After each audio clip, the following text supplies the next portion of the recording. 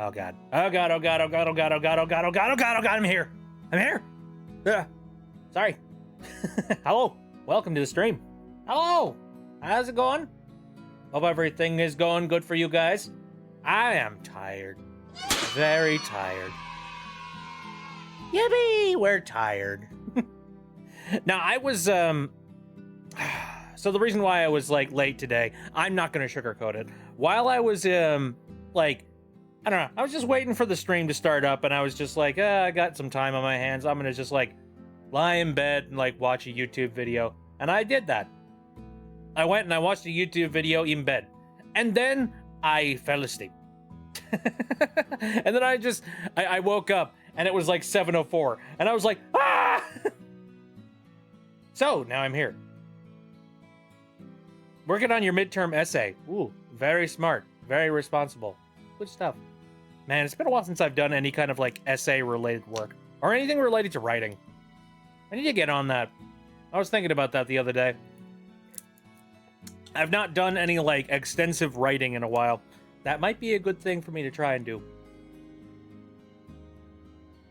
The nap was that good. It wasn't. Because I woke up and, like, everything just... I'm still really groggy and really, like, tired. And so, no, I wouldn't say it was a very good nap.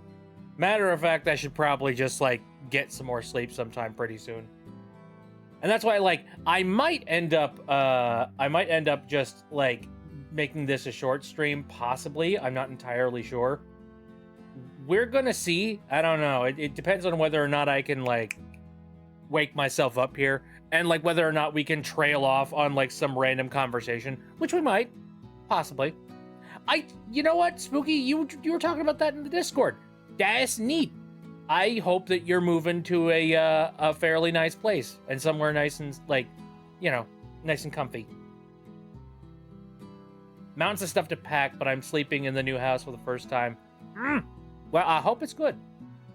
Love writing, but it's been ages since I properly sat down and wrote something for myself. Yeah. You know, I think the worst feeling in the world, at least, like, for me, is basically having somebody say, all right, you're going to write yourself a 500-page essay, which is basically just a book. You know, it's just like, we need you to write this long-ass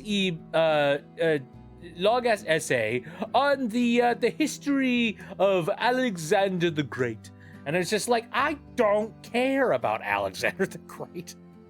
I want to write about things like video games and silly goobers. Hey, Sci-Fi. I hope you're having a good one. It's a fairly decent one over here.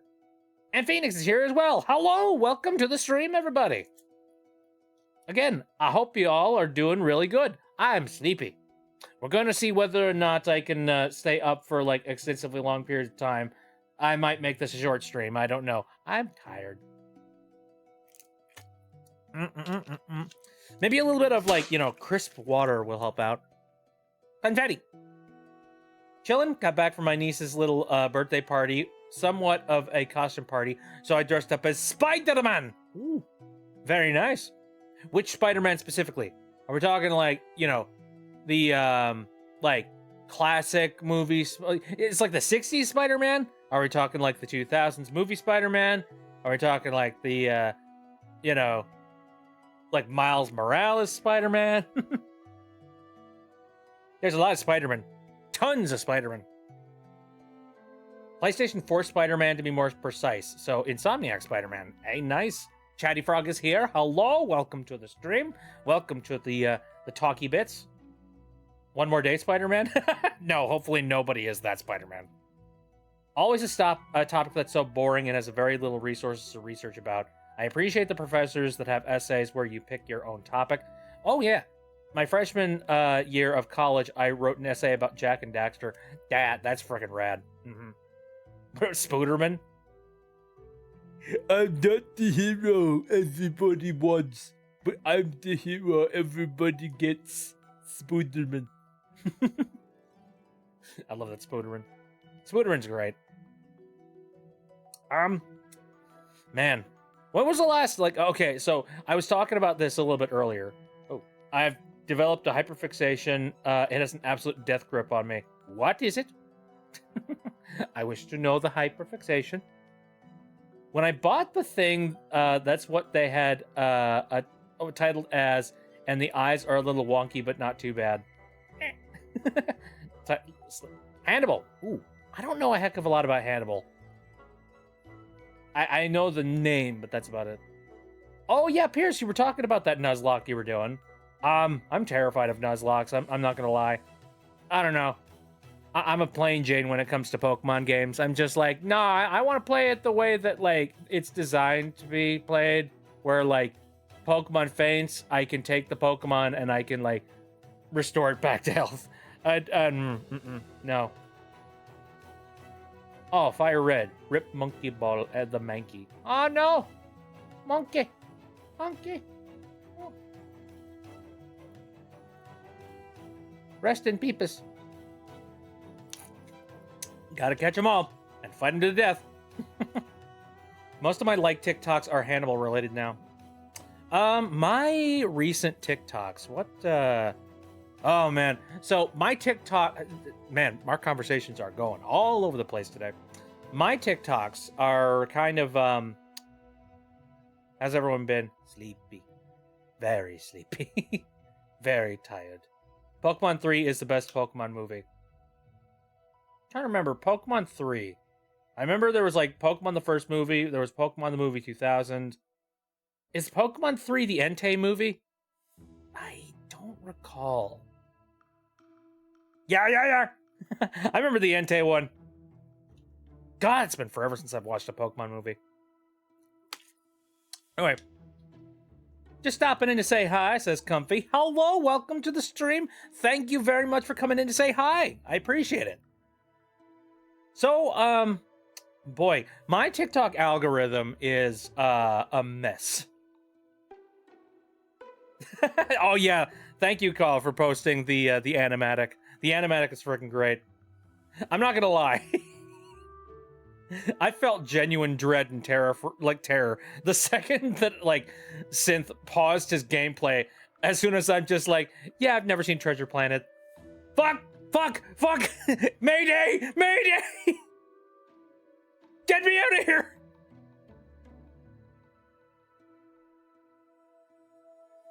Super fucking exciting happening next August. Do tell. What is it? What is it? You're making applesauce at the moment. Dude. Have you ever, like, seen a product on shelves and you forget that, like, you can just make it? You're just like, oh, right. I could literally just make this if I put in the effort. Like mayo. You could make your own mayo. It's weird. I'll be hopefully moving into an apartment with my girlfriend. Mazel tov! Yay, that's awesome. I hope stuff works out there. It's a tradition with my grandma. Anyway, bye. See ya! Thanks for popping in. A lot of us are just too lazy for that. Like, it's too lazy, and also, we're really just used to the idea of going to the store and picking it up. Like, our society has kind of made it to the point where it's just like, yeah, why? I'm on the floor. Whoa. Thank you, Spooky. Love homemade applesauce. I don't eat a lot of applesauce. When I do, tends to be like not Mott's. Mott's is like the candy of applesauce. Hello, Snap. How you doing? Snap, do you like applesauce? No, he likes souls. Okay, never mind. I want to make more. Hey. Man. What was the last, like, homemade thing that I remember? I mean, I've baked ever so often. Like, I was thinking about this the other day. Been a while since I've had something like banana bread or pumpkin bread. And, 'tis the season, so maybe I might go ahead and, like, make some sometime soon. Possibly.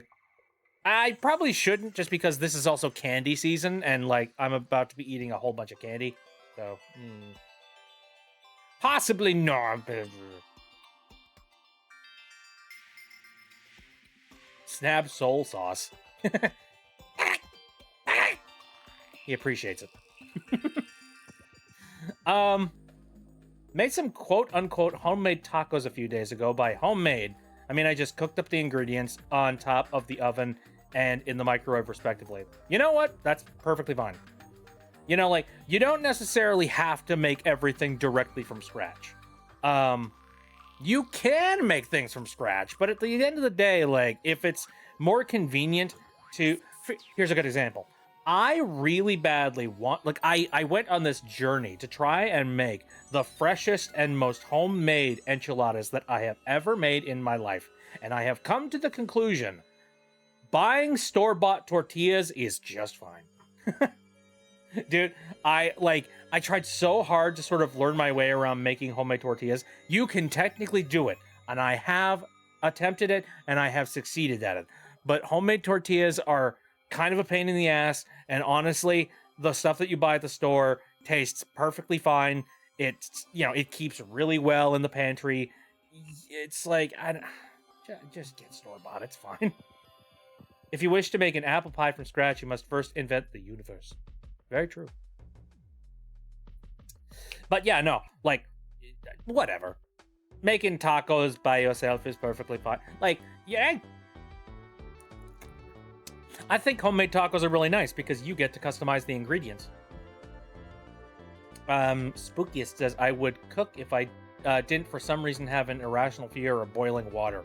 I don't know why I'm afraid of it. It can't hurt me unless I touch it. Well, you don't necessarily need to have boiling water in order to cook. There are plenty of dishes that don't require you to have, like, boiling water on the stove. So, though I totally get the fear. That's very rational. I know one thing that I'm really nervous about is, like, boiling oil. Like, I've had boiling oil. Like, I have made dishes that involve boiling oil, but it's not the thing that I usually do. Mostly because, like, if that stuff, like, touches your skin, you know, the end. You're gonna need, like, a skin graft for that, you know. And I'm not a big fan of that. But deep fried food. Delicious. I always like getting soft shell, some beef, either Taco Bell brand or Old El Paso? What? Old El Paso? Oh, mild seasoning, some Old El Paso refried beans, and a bowl of microwavable white melted queso. Delicious. Good stuff. Boiling oil scares me when I have to cook it. Yeah. I love making cookie dough, especially gingerbread dough. The last time I made cookies, it was like... It was based off of, like, a buddy's recipe of mine who, like, worked really hard on doing, like, the science behind the actual, like, cookie making process.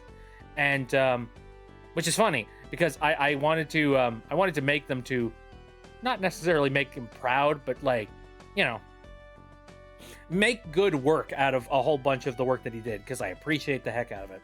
So I took his recipe and I made the cookies, and they were just, like, straight up vanilla chocolate chip cookies. You know, the basics. Can't get any more basic than that. I made them, I threw them in the oven, and I took them out, and they looked great, they tasted great, I really loved them, and I put them out there, and I was just like, hey, I just made your chocolate chip cookies, and they taste freaking great! And then he sent a message back being like, that looks nothing like my chocolate chip cookies. Oh. I'm just like, oh, okay.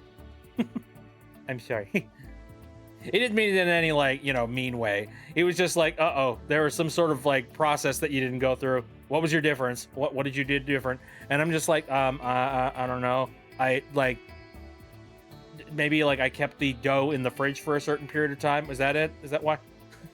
Possibly. I don't trust myself to not get injured. Too accident prone. Oh, I feel that, actually.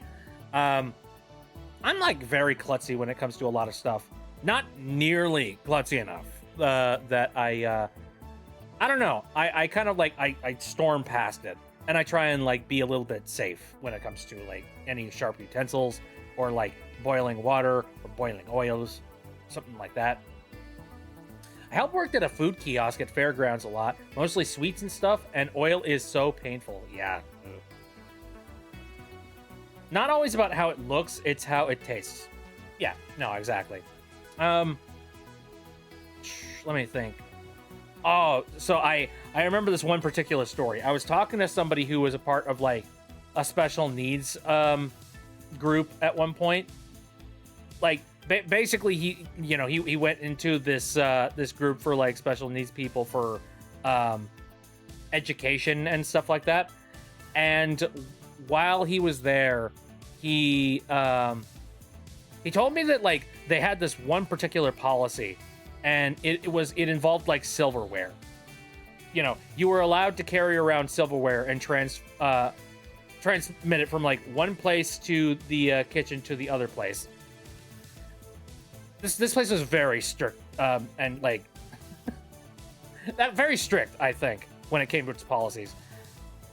But anyway, no, so you could do it. However, while you were carrying around a sharp utensil like a knife, you were required to take the knife and like loudly declare that you have a knife as you are slowly transferring it from one side of the room to the other side of the room.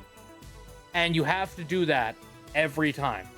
And they said, like, you know, they want you to build up the habit of, while you're carrying around sharp utensils, carry them from like one side to the other and loudly declare that you have a knife. And I'm sitting there and I'm just like, that's stupid. Like, okay, I absolutely understand the logistics behind that, okay?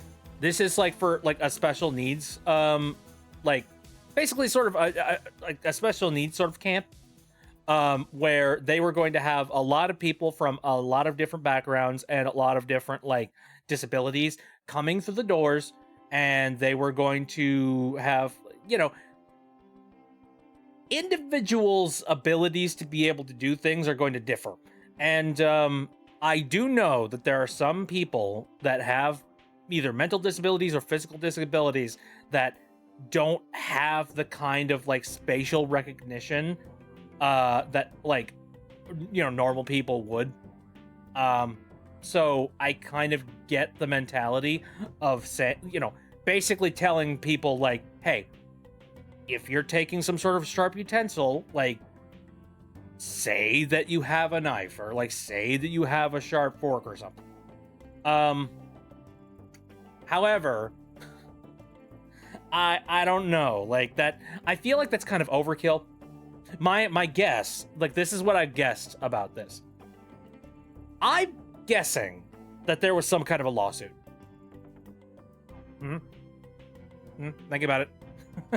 I'm willing to bet there was probably like a kid that was brought on to this program that like they just allowed them to carry the utensils all willy-nilly, and one day one kid was just walking around with a knife, wasn't paying any attention, and probably accidentally stabbed somebody. And that probably caused like major stir, like parents probably got really pissed off, and that probably made that policy. The one thing that I've learned over the course of me, like, going from like old Bab to new Bab, or no, new Bab, from old Bab to a adult idiot. I think that's a good way to put it. Like, the time that I've going from young Bab to adult idiot is that I believe policies are in place for a reason. And if you see a really silly policy out there, there's probably a functional reason behind it. It's kind of like how whenever you're reading an instruction manual and you get down to the warning section of the pages and you see some outlandish warning on it, it's not that they're trying to cover their bases on all of the like hypotheticals. The reason that warning exists is because somebody tried it. You know what I mean? Just like, do not attempt to put this in the microwave. That's silly. Why would somebody attempt to try and put this in the microwave? Don't ask why. Just know somebody did it. Spooky says, I think it's a pretty extreme rule, since how terrifying would it have to be for somebody to yell, I have a knife, and forget that it was a rule? I guess. I think this is kind of like a homebody kind of situation, where, like, you know, the person at the home. And, you know, I think over time, if somebody, like, holds on to that policy and continues to carry it on into their, like, adult life, I feel like that's something that, like, you know, the people that live around this individual, or people that, like, go and visit this individual, will probably know the policy and will, like, get used to it. Let the Mythbusters find out the reason. Don't do it yourself. Also, don't chase tornadoes, as cool as it sounds. I've heard, like, some storm chaser things in the past. There's somebody out there ready to F around and find out. I guess. That's how science happens, though. That's when all the cool things happen in science.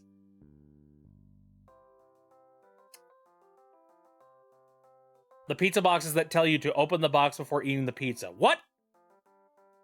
I'm sorry, that's a thing? What do you mean? There's a pizza box that tells you to open the pizza box before you eat the pizza? Why? Where?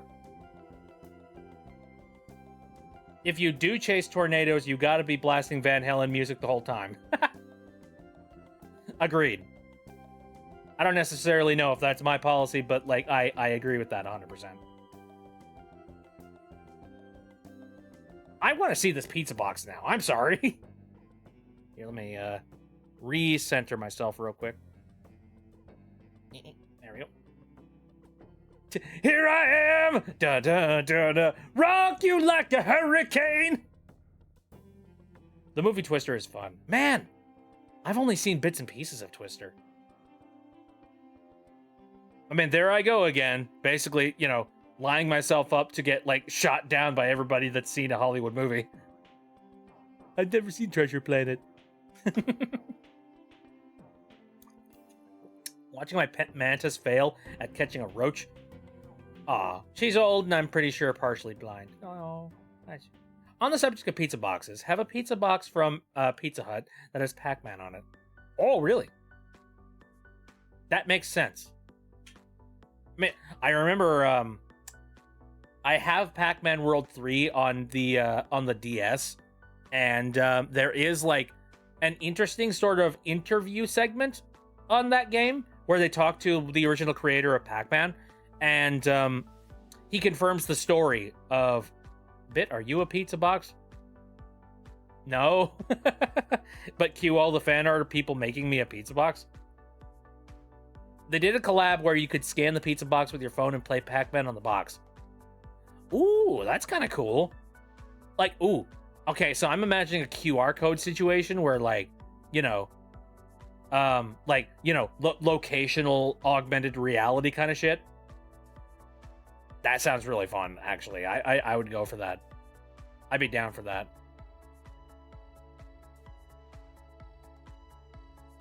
Yeah, AR mode. That's freaking cool. I like that. Let's see. Oh, yeah. So the creator of Pac-Man actually confirmed that one of the inspirations behind Pac-Man was actually pizza. For a while, it was like just an urban legend of people just being like, "Oh yeah, this is totally true. Believe me, I know the person. I know the guy myself." Yeah, just like I know him. He's my uncle. However, no, it was confirmed by the official Pac-Man guy. So Pac-Man's shape is actually inspired by a pizza with a couple of slices taken out of it. You know, so like, yeah. Sorry, I'm having a hard time like drawing it out on stream, but you know what I mean. Pac-Man has canonically eaten pizza before. I'm very curious. I mean, I'm sure Pac-Man has eaten all the types of food under the sun. I'm curious when that would have been. Would that have been like, you know, old school early Pac-Man? Or are we talking like, you know, Ghostly Adventures Pac-Man? Cannibalism. I showed my friend a stream you did of Pac-Man, and now she knows you as the Pac-Man guy. You know what? There could be worse face. I'm perfectly fine with that. Dude, I love Pac-Man. Pac-Man's fun. Like, I love, like, the original arcade-style Pac-Mans. I like Pac-Man as character. In Pac-Man Party on the Wii, there's a mini-game where you make pizza, and the winner eats the pizza. Well, there you go. Now, again, Pac-Man's known as the gluttonous orb that just devours all. Actually, no, wait, that's Kirby. Never mind. I eat a lot myself to the point where I got the nickname Pac-Man for a while. There we go. The winner can be Pac-Man. Pac-Man can eat the pizza. There we go. There. Hey guys, it's me, Pac-Man. I'm back. Yo, yo, yo, yo, yo. What it is, motherfuckers? Me, use bitches. I'm high on crack. Want a free base? I hope you guys know the reference. I've made the joke before. I know that there are people in here that know what I'm talking about. You could say the Pac is back. The Pac-Man!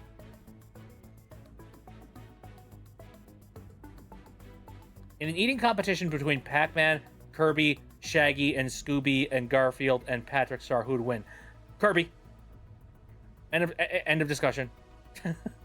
Kirby is like an endless void of, like, you know, potential eating possibilities. Kirby wins. Shaggy would not win. Look, Shaggy's got like an iron stomach, but he has only got a human stomach. All right, like end of story. The main characters that I think would you know, I mean, okay, and Garfield's a freaking cat. He's a dumpster of a cat, but he's definitely like just a cat. Patrick Star, like I said, very corporeal. However, Pac-Man seems to just be able to eat and eat and eat and eat and eat, and he never freaking stops. And then there's Kirby, who is like literally, if you've ever seen the Kirby Right Back At Ya, if you ever, like, Kirby's stomach is basically an entire dimension. You know, like an endless void where everything can be kept in. Kirby wins. End of story. We don't know what the innards of Pac-Man are, but you have to make the assumption that Pac-Man is at least like, you know, there's a cap somewhere in there. He's got to get full at some point. Pretty hard to beat someone with a dimension for a stomach, I can give you that. There you can see. Was that confirmed? Again, I remember that episode of Kirby Right Back At Ya. His stomach is a void.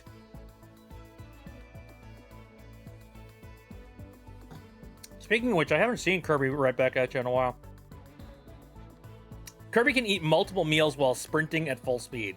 Yeah, right? Gourmet race. And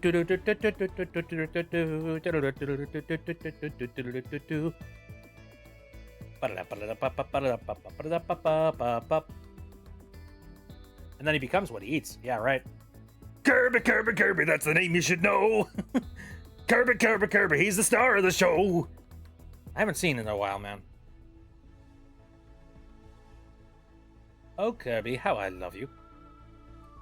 Character I forgot to mention that might be able to match that called Upchuck from Ben 10. Although, depending on the continuity, he can't eat actual food. He can only eat unedible junk. Well, you know, he's immediately disqualified because this is a food in, you know, this is a food space that we're talking about here. Didn't know Kirby blew up a planet at one point. Yeah, I think there was a Kirby game where that happened, yeah? There's gonna be a manga series about the life of Masahiro Sakurai. Hell yeah, man! That's cool! Well deserved. Kirby's cracked a planet in half, I think. Kirby is like super freaking powerful, yeah. Kirby blew up a planet just by punching it, just for fun. Dude, this reminds me of like Super Saiyan related shit.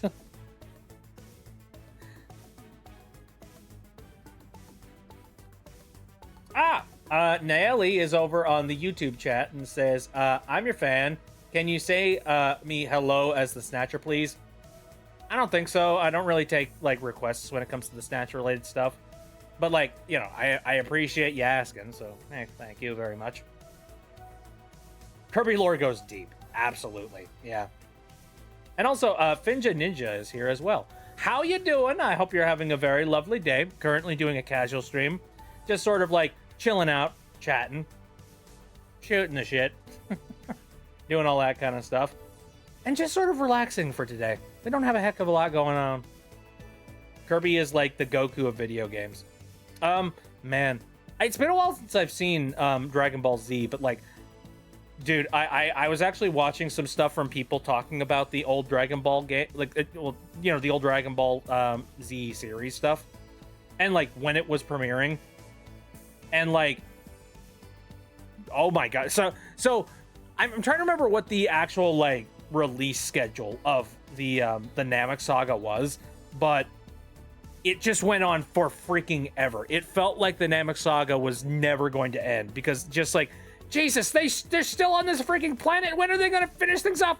And it's like there'd be a new episode every single week.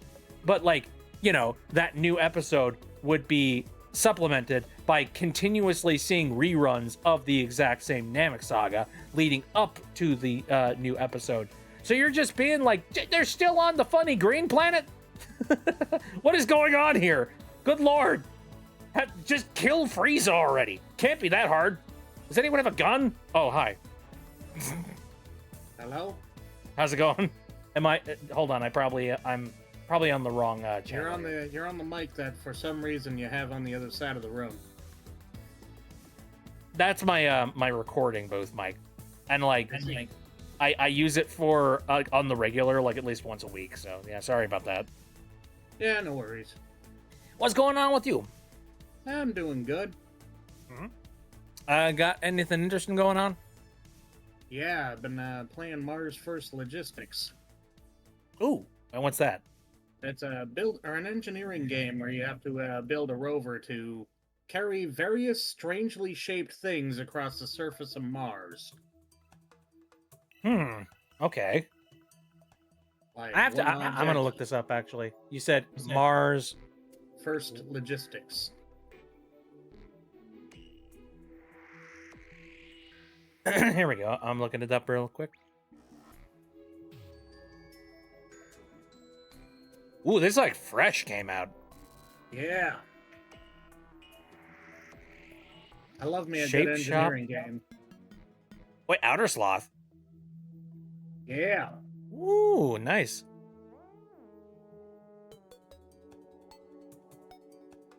I built one rover. Started off with 4 wheels. It was one of the one of the inbuilt ones.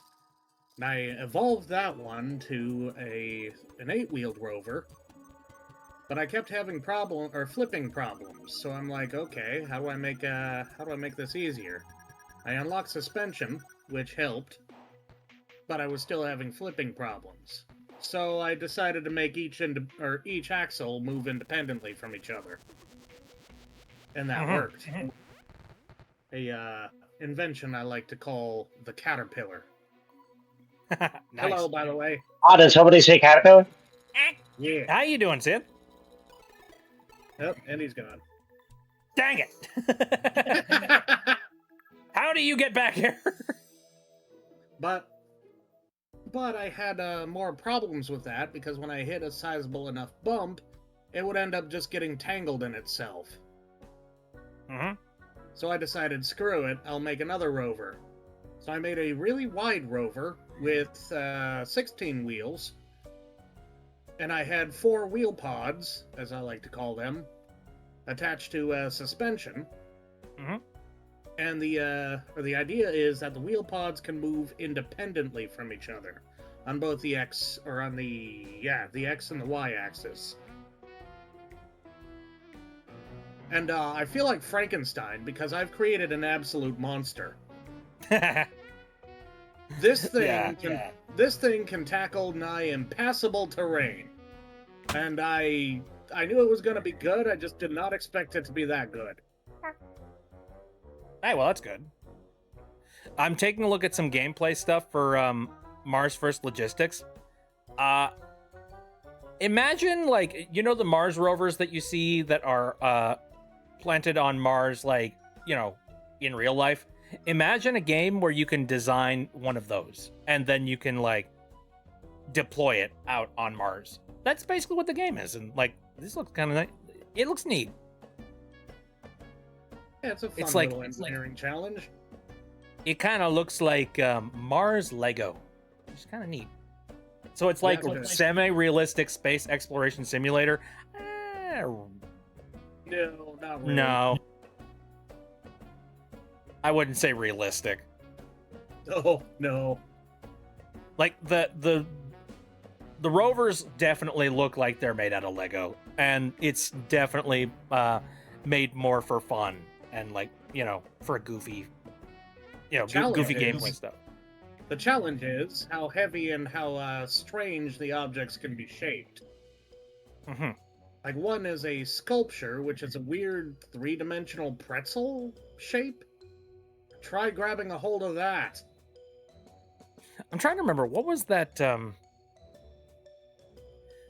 Oh, it wasn't. It wasn't that game. It was. There was another game. It was like trying to build. Like, I don't know. Like, God, what was it? It was this very similar sort of like building a weapon to defeat an opposing army type of game, and it was like, you know, you built. It's basically like you built a catapult or something very similar. It was, I know what you're talking about. That was not Teardown. It was Siege. Siegecraft. Siege, maybe. Hold on a second. Siegecraft. Let me check Siegecraft real quick. No, actually, that wasn't what I was thinking about, but like, Oh. yeah, that looks kind of interesting. God, I wish I remember what that game was. Something closer to Kerbal Space Program. It gives me a little bit of Kerbal vibes, kind of. Except without the whole, like, you know, building something to fly up into space. You're already there. You still do that. Oh, very nice.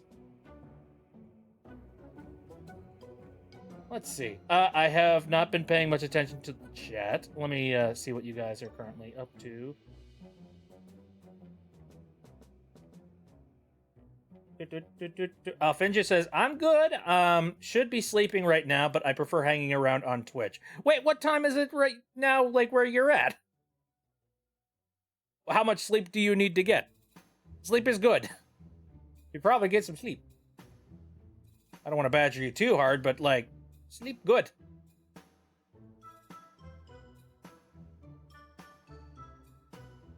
Speaking of which, Spooky said, I'm gonna go now before I fall asleep.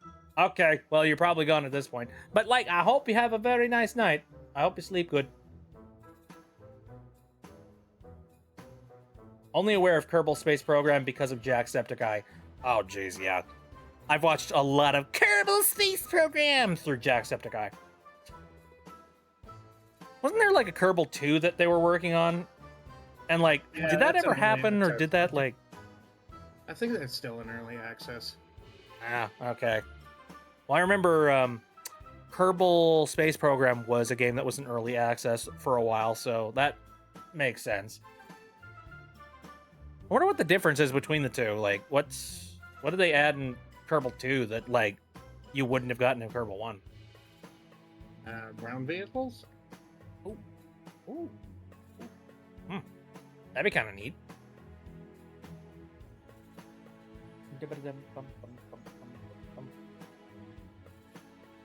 Let's see. Had something scary happen to one of my regulars. Oh, what happened? Well, I work retail, and of course I got regulars who show up. People I recognize through presence, people I recognize through their vehicles. This was a case where I recognized both.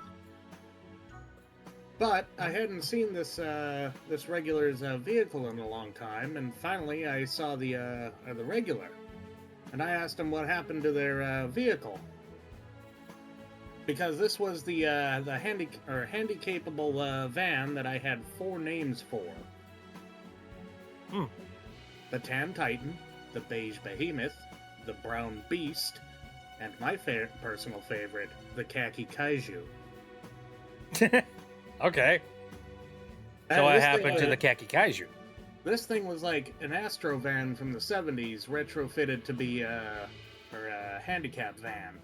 Ooh, nice. The lift equipment was modern, of course. Mhm. But I asked them what happened to it, and they said, "Oh, that was set on fire with the word die written on the side." Oh, fuck that. Yup. Apparently a part of a spree happening across the state. That sucks. Yup. Ew. Were they like directly like targeted as like a handy-capable van or something, or what? Yup. What the was fuck? This was a spree of attacks on various handicap-capable vehicles across the state. Apparently someone has it out for the handicapped. Because, that's the target for, like, terroristic activity. Yup. What the shit, dude? Like, dude can't even walk, and you're just gonna walk up and just be like, fuck you, van. Yup. I hate people. I don't know. People get weird vendettas. Maybe it's a tax thing. Maybe they've been wronged by the infrastructure we have in place. I don't know. Some people are messed up, man. I feel like some people that are handicapped would love to do, like, something similar to that, except to a government building. Just being like, hey, my benefits got cut. All right, cool. All of your shrubbery has been cut. I don't know. Don't know, mate.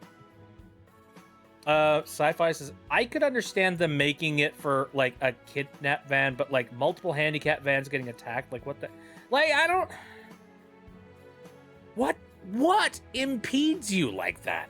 Like what is the like people that actively need the ability to go from one place to another? I don't know. There's some people that just want to watch the world burn. Worst part is, the person in question isn't even handicapped themselves. They just advocate for the handicapped. Got a Class B license specifically for the purpose of driving driving public transportation that specifically accommodates handicapped. Oh, so they are a driver. Yup. Okay. That makes me sad. What the heck, man? It's okay, one of their clients had a van that they couldn't drive anymore, so they just bought that. Ah, so they're retrofitting that one. Alrighty then. Yeah, no, people can be really spiteful for some reason. Like, I don't get that. People get weird vendettas. I don't know, man. Mm-hmm. Well, I hope that whoever did it gets caught sometime soon. What now? I got a vendetta against fire. Well, that's pretty normal. Yeah. That's understandable, considering your situation.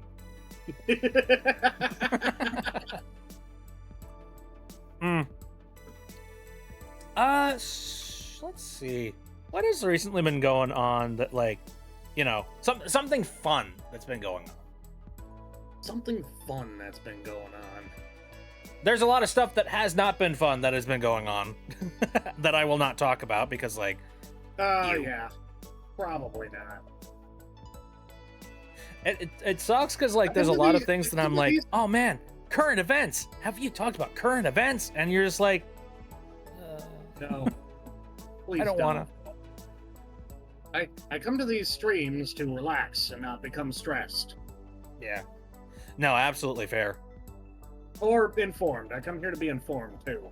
That's and true. Or informed. Well, I'm not super informative. I'm informative about weird, like, subjects. Off the wall topics that everyone's just like, you care about that? What? Speaking of weird, how are you about RTSs? I don't play a lot of RTSs. Why? Alright, so there's this really niche, strange genre of game that I really like. And it's the RTS hybrid kind of game. RTS FPS hybrid, RTS third-person hack-and-slash hybrid. Brutal Legend was one of my favorites because of that. I remember Brutal Legend. I'd never played it personally. I know that my brother was like a big fan of it. I keep going back to it. Even after years, I just keep going back to it. I But- own it on multiple different platforms now. I think I think I got it on GOG, so now I have a like a DRM free version that I could just play at any time if I wanted to, Sweet. which is fun. But there is a one such hybrid that came out into early access recently. Chip and Claws versus the Brainoids.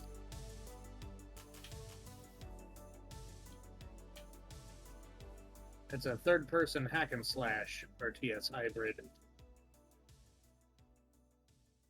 Let me pull this up here.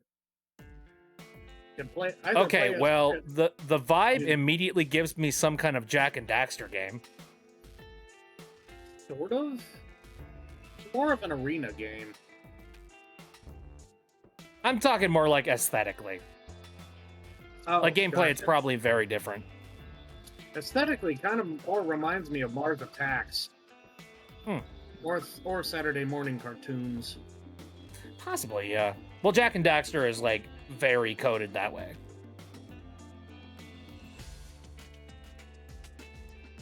But you can either play as Chip, dude with a sword, or you can play as Claws, the cat robot with a gun. Let's see. It's very positive right now.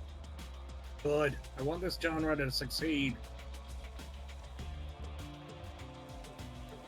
I love being in RTS mode, telling my troops to go somewhere and do something, and then I go into FPS mode and I can join them. Fun.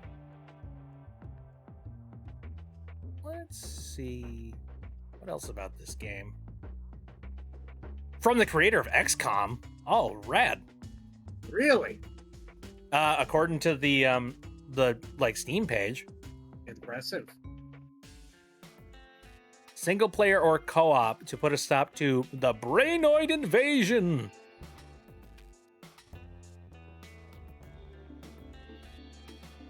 That's pretty neat.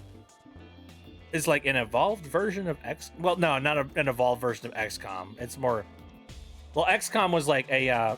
It wasn't a real-time strategy game. It was a turn-based strategy game.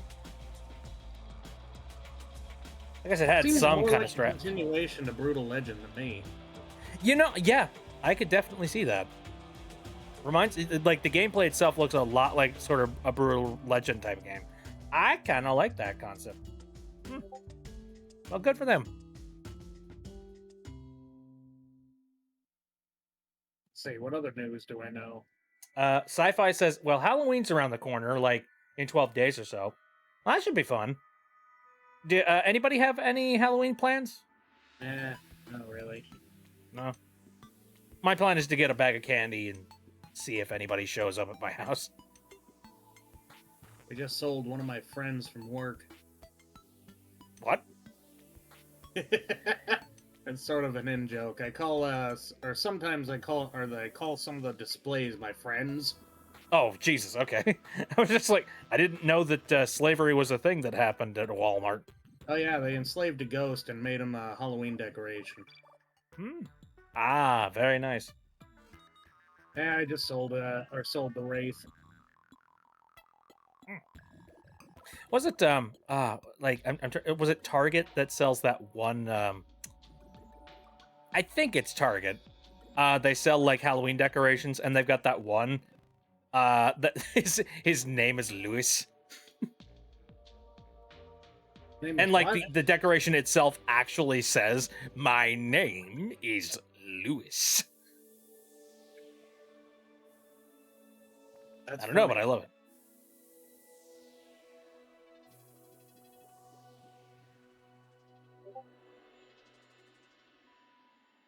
I just heard. Oh, like I think my game PC is currently. I was wondering why I kept on hearing Discord notifications. Give me a second. Sorry, that was me. My bad. You are all very confused, probably. Carl says I'm probably going to hang out at the park with my friend in costume. Very nice.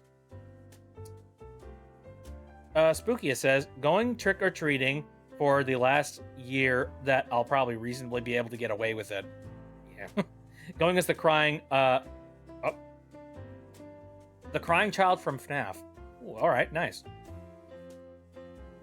And also, Celie was talking about how, like, what if Pac-Man was made of cheese? I think that's just concerned. Big wheel of cheese. I thought he was made of cheese.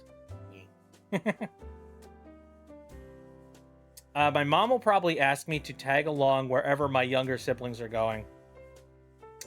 That's a mood. Sci-Fi says, I miss trick-or-treating. My state has a weird thing banning anyone who is 18 plus from doing it.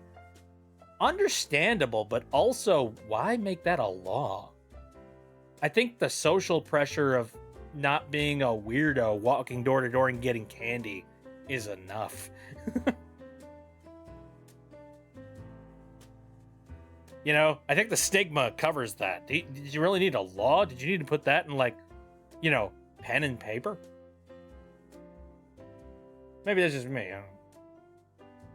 I'm a sensible person.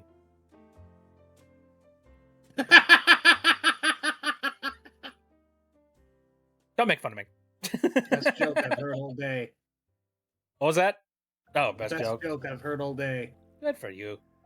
Candy corn is a controlled substance. You know, the debate is back. Everyone's talking about it. Personally, I think candy corn is fine. I don't. Candy corn! I do not actively go out and hunt for it, but if it is there, I will eat it. A retailer sells like a 3.5 pound bag. See, that's excessive to me. It lasts me a few months. That is insanity.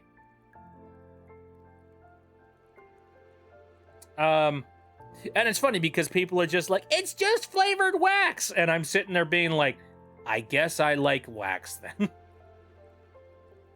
I guess I'm fine with the taste of wax.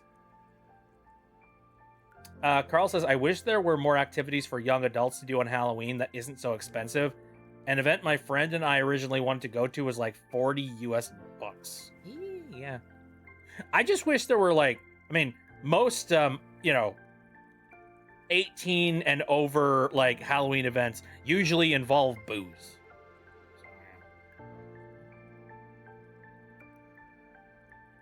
I don't hate candy corn, says Sci-Fi, but it's not my favorite candy. My favorite candy is still Reese's Peanut Butter Cups and candies. Yeah. Oh, I saw, what was that? I did one day, so I can't look at them the same way. What did you do? What? Reese's is okay, but I overdid it one day, and I can't look at them the same way anymore. Oh, that's fair. Yeah. I've overdone it on a couple of different candies before, and, like, nowadays I look at them and I'm just like, oh, please, no more.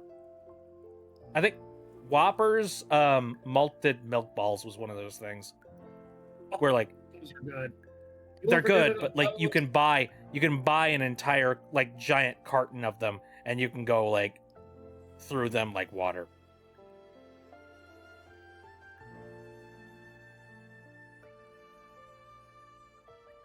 It's literal wax? I mean, it basically is, yeah. Let me think. Oh, dude, this reminds me. I saw a TikTok or something. I think it was a TikTok recently of someone oh, wait. Was it? Yeah. I'm just going to say it was a TikTok. It was somebody that was joking about, like, what do you think that meeting was for that one bag of candy that, you know, it's got Halloween candy in it, and inside of it, it's got Reese's Peanut Butter Cups, Kit Kats, Twix, there's a fourth one too. I think it was like,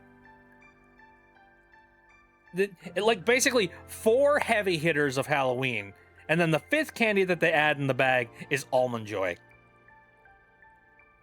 And it's just like, what do you think the meeting was like at that particular candy company, where they're just like, okay, we're trying to make this this bag of candy. What should we add? And then some evil bastard was just like, Almond Joy. I'm sorry, man. Why would you add that to a... You were so close to perfection. We were so close to greatness, and then you added Almond Joy. What the heck? There's something wrong with you. Sealy says, I like Almond Joy. Besides the almonds. Exactly. Yeah, almond joy is good. Save for the almond. The shell keeps getting caught in my teeth. Yeah, I'm just not a fan of like that much concentrated coconut. It's not for me. Yeah, the coconut was fine. Chewing on it 5 minutes afterwards, and it's still retaining some chocolate. No, I feel that.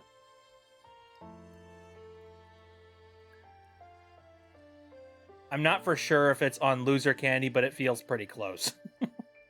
Almond Joy, like I'm sure there are people that are cool with their Almond Joy. I'm just like, no. Yeah, Sun Guy puts it pretty good. Well, like I just don't like coconut anything. That's a lie. Coconut oil is actually a pretty good cooking ingredient. The thing is, I don't just eat coconut oil raw. So, No, yeah, it's kind of different. shouldn't. Coconut oil is like pretty good. It's basically the foundation for making really good popcorn. Secret is vinegar. I use it in all my cooking. Vinegar. No? Don't get that reference? No. Courage the Cowardly Dog. Oh, what character was that? That was Muriel. Oh, God, it's been a while since I've seen Courage the Cowardly Dog.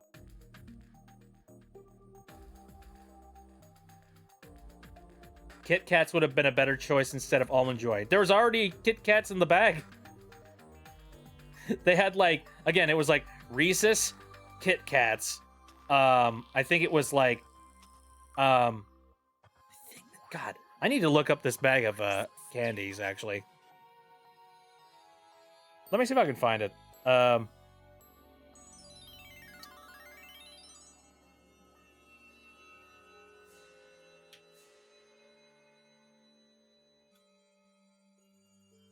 Twix. Yay, Twix.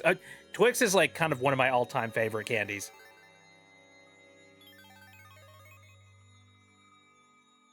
Okay, no, I do not want to. I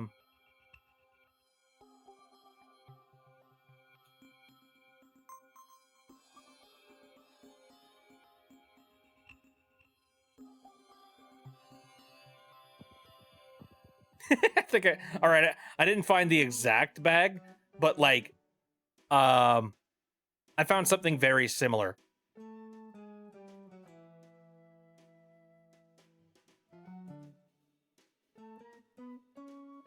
Three Musketeers. You know what? Three Musketeers is pretty good. I think I have an issue with it just because it's like, it's really dry, and it's also like 50% air, man. It's 50% air.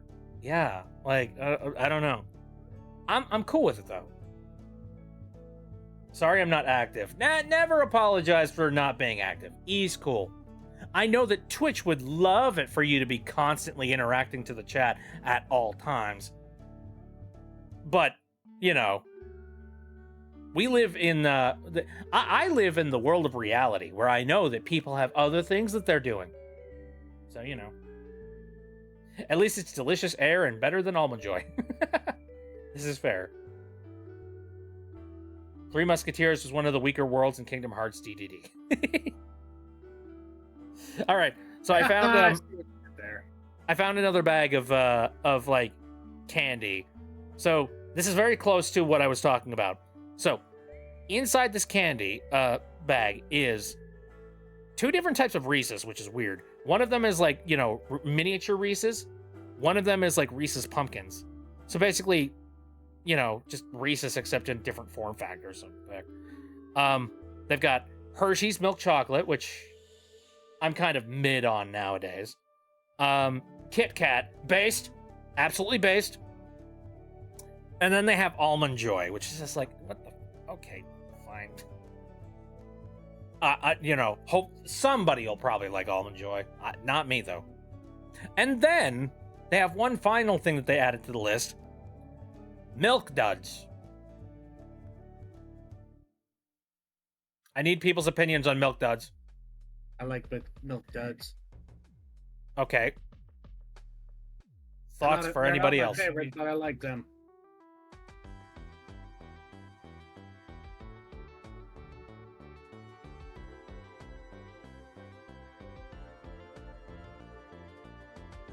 Milk Duds are fine. Okay. Oh, dude.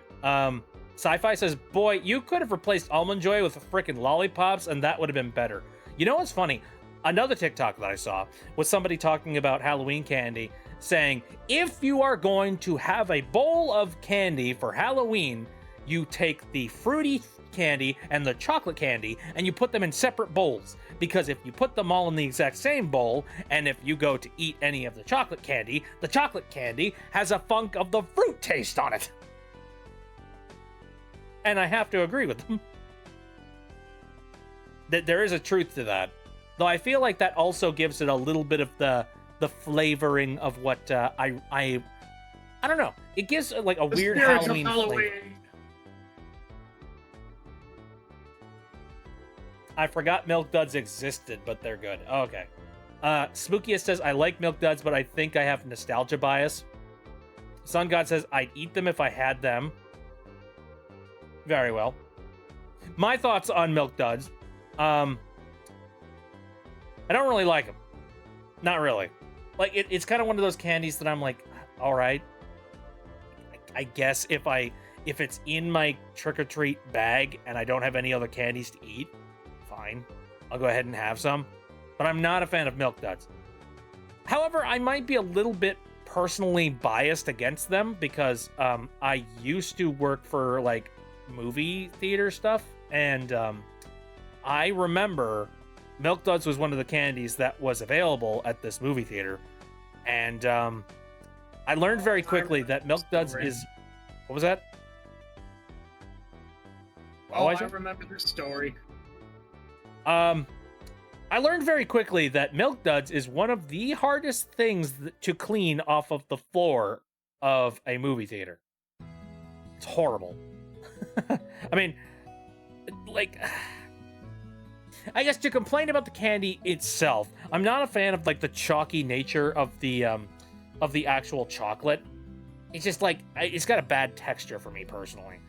However, like what's horrible is that, like, you know, you get a box of Milk Duds, a ton of them. So, you know, someone buys them, and then they'll drop them on the floor. And then they will go and they will stomp on them. Not intentionally. It just happens because, you know, people walk through the aisles. People, like, shuffle their feet. But they'll, like, you know, they'll stomp on the Milk Dud and they'll, like, grind it into the floor. And it basically spot welds itself to the bottom of the freaking floor. And you need, like, the jaws of life in order for you to be able to peel that sucker off. It kind of sucks. I associate Milk Duds with going to the movies. Yeah, pretty much. It's been so long since I got one, I don't remember what it tastes like. Oh, also another problem that I have when it comes to Milk Duds, I feel like they overstate their welcome. Like, with any other candy, you know, like a Reese's or a Kit Kat or a Hershey's or what have you, or anything that you're currently eating, you eat, you chew for a very short period, you swallow, end of subject. With Milk Duds is like, it's like a lump of kind of, not hard caramel, but it's like fairly dense, soft caramel that you chew on for an extensively long period of time, and it takes forever for you to finally get through it. I just feel like, you know, when you're eating Milk Duds, it's just like, it's more of a chore. You're just like, my jaw.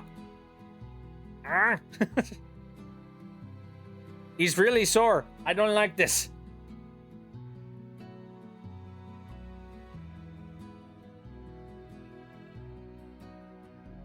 That's how you look like the Chad meme. I'm not gonna work extra hard for that. What are you talking?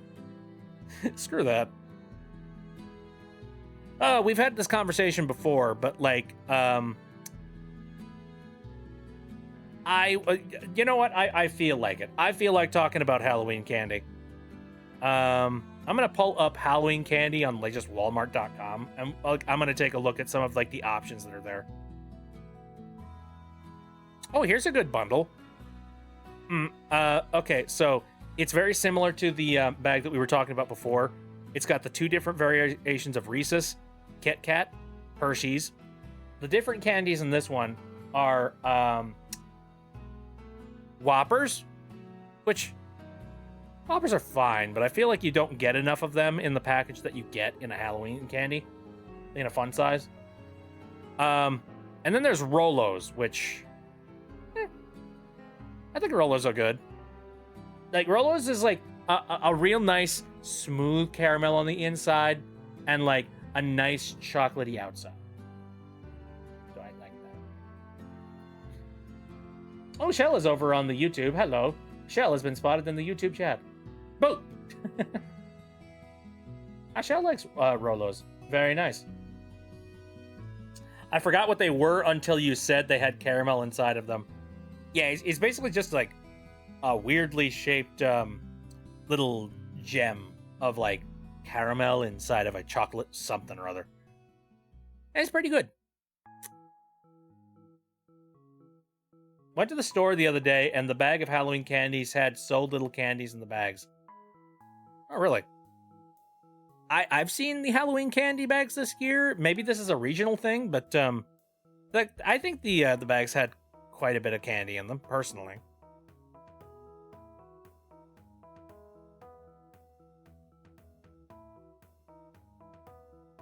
How do y'all feel about dots?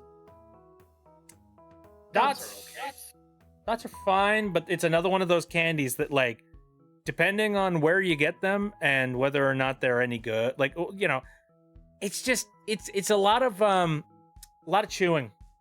I don't know. Not a massive fan of them, really. Like, not super jazzed on it.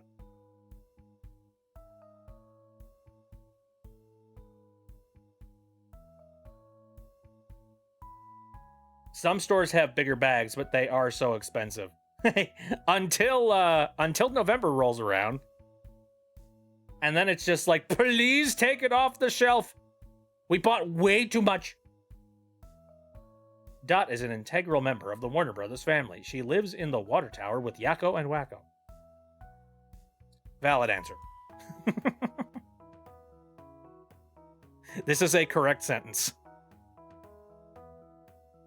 Mind that my username is legit a truck name. My sister and cousins call me a Chevrolet 4x4.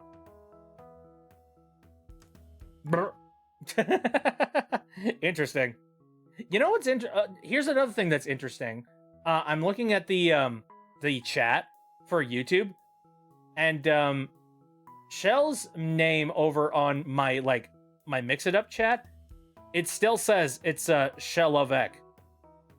On YouTube, it's Chevy 444,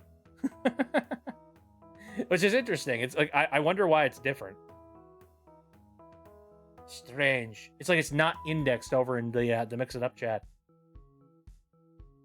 Then December has the same problem because all of the Christmas candy. Happy New Year. I'm craving some Runts candy. I haven't had Runts in a while. I'm still a little bit sad that the Wonka brand has basically just been completely, wiped out. Like, the candy still exists. It's just like you don't see the name Wonka on it anymore. Because I think most people have just been like, yeah, no. Who cares about the Wonka brand? Nobody does.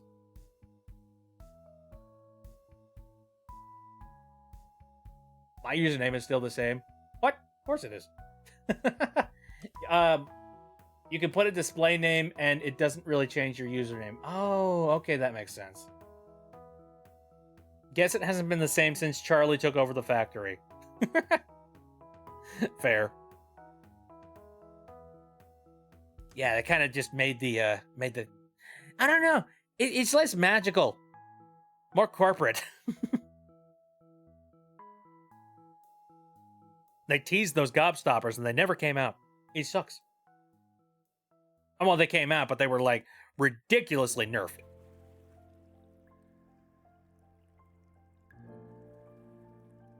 Bring back Willie. Let's see. I'm looking at some more like, you know, combo packs for candy and stuff like that. Butterfinger. Oh boy. I like me Butterfinger. Although, growing up, the funny thing about Butterfinger is that when I was growing up, I never associated Butterfinger with peanut butter. I never did. Like, that's what it's supposed to be, apparently. But Butterfinger, just like, to me, has always tasted like some very strange caramelized sugar thing. I never thought to myself, this delicious peanut butter chocolate candy. It's like, no. I like them, but I hate the way they get stuck in your teeth. Yeah. Oh, Shell says I hated Butterfinger.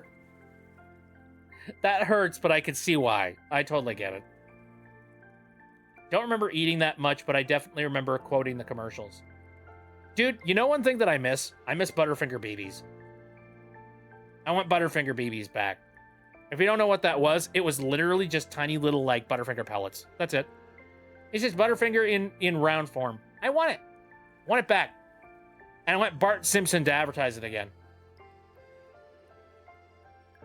Reese's Puffs as Halloween candy? No. Just no. I associate Butterfinger with Lunchables. Interesting. Did they pack? I guess they must have packed Butterfinger with Lunchables for a while. And Musketeers are pretty good. Yes, they did. I'd be curious to try out like Three Musketeers, like old school versions, with like, you know, the two other flavors that were supposed to be in in the Three Musketeers, rather.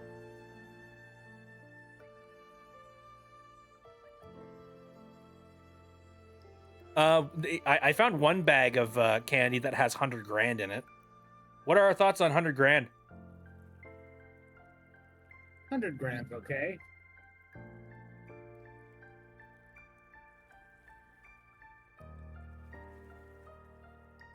What? You know what 100 grand is, right? Give me a second, I'm gonna look this up real quick.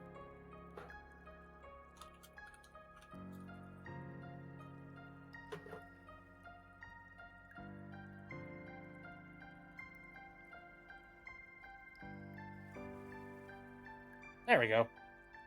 Here, drag this onto the screen here. Baba da boop, 30 grand. You know 30 grand, right? Actually, no, sorry, 100 grand. 100 grand. Nestle 100 grand. How many people know what 100 grand is? I'm trying so hard to advertise this. Have you heard of this candy called 100 grand? Think I've heard of it. I don't remember tasting it. Oh, okay.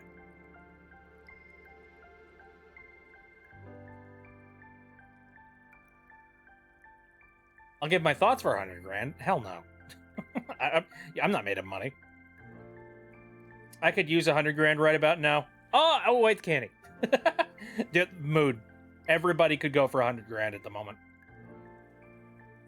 100 grand could fix me. I think I've tasted it. I'm not sure. 100 grand is pretty good. So, like, the best way I can describe it is it's kind of like it's like you take a bunch of the crunchy, cookity things that you get in something like a Crunch Bar, and then you mix them together with a mixture of chocolate and caramel, and then you cover that entire thing with a layer of chocolate. And that is basically a 100 grand bar. It's pretty decent. I think it's good. But my problem with it is that it's, like, not very noteworthy. It's kind of one of those, you kind of shrug and you're just like, okay, well, I guess that candy exists. But I haven't had 100 grand in a while, so, yeah. It's fine. It does the job. But, like, if you were to line up 100 grand with a whole bunch of the other famous candies that exist out there, I think most people would look at it and just be like, wait. Whatever. Okay. Fine. I'll take any grand. I'm broke. Yeah, right.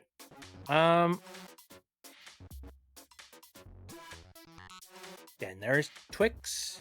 There's Milky Way. What do you guys think about Milky Way? Yes.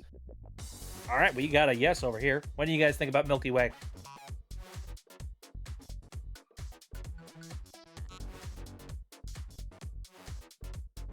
Shell loves Milky Way. Heck yeah.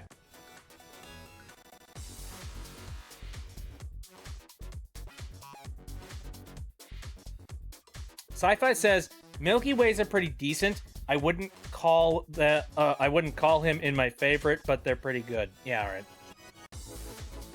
I'm biased because I like space. Milky Way for me. I think Milky Way is fine. Like, it's a really good caramel candy. And like it's nice, soft texture. I enjoy it very much. If you were to line up Milky Way with anything else, I would probably want something else, however.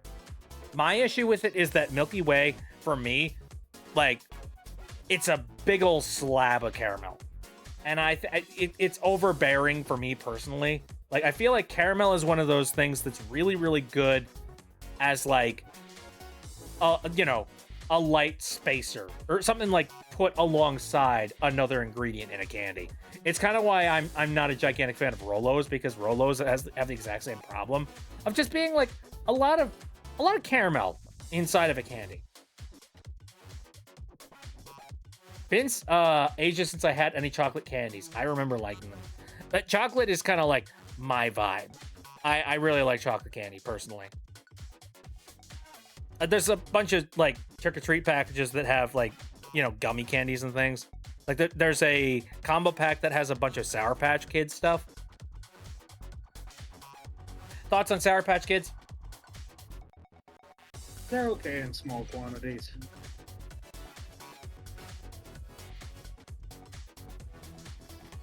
Don't eat a 3.5-pound bag if you don't want your teeth to be sensitive forever. Oh man, I've seen like well, not videos. I've heard of people that like they eat so much sour like citrus food that like their tongue bleeds, and that's excessive, too much. I don't think I've had enough Sour Patch Kids to really weigh in with an opinion, says Sci-Fi. All right. Carl says, I used to like gummy candies, but now I don't like them as much. Sun God says, I have watermelon Sour Patch Kids with me right now. Hey, nice. Spooky says, I like Sour Patch Kids, but they don't seem sour to me at all. I'm kind of in a very similar boat. It's like Sour Patch Kids taste like Sour Patch Kids. I don't really associate them with being a sour candy all that much. Because, like, it's so light on the sour. There's not much to it. It's more of a tang than anything. They're fine. I don't hate Sour Patch Kids. Is? What was that? Because you all know what tang is. I know what tang is. First of all, tang is just a word to describe like a taste of something. But also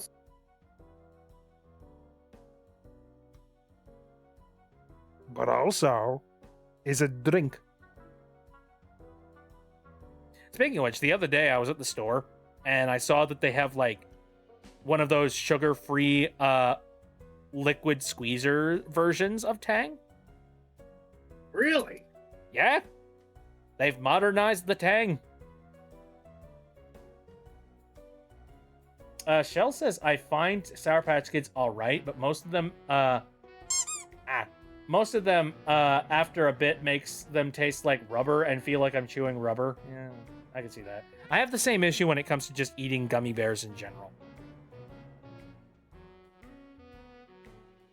Looked up to find out what they were called, and it was Sour Patch, Sour Punch! Yeah, Sour Punch straws! I remember Sour Punch straws. Sour Punch straws were freaking awesome. That was actual sour.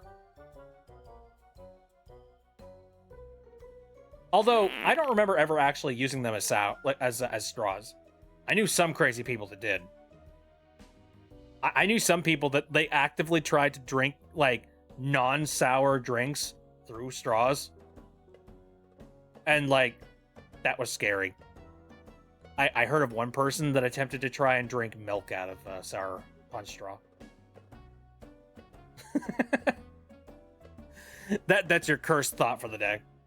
That disturbs me. Sour Patch Kids cereal. I have to imagine that wasn't very sour. Not with milk though. That's the problem. Sour and milk do not mix at all. No. I would cry, says Shell. I don't think I did either. All I did was eat the blue raspberry ones or the green apple right out of the box. Yeah, same. I was just like, these suckers are good by themselves. I don't need to drink anything with them.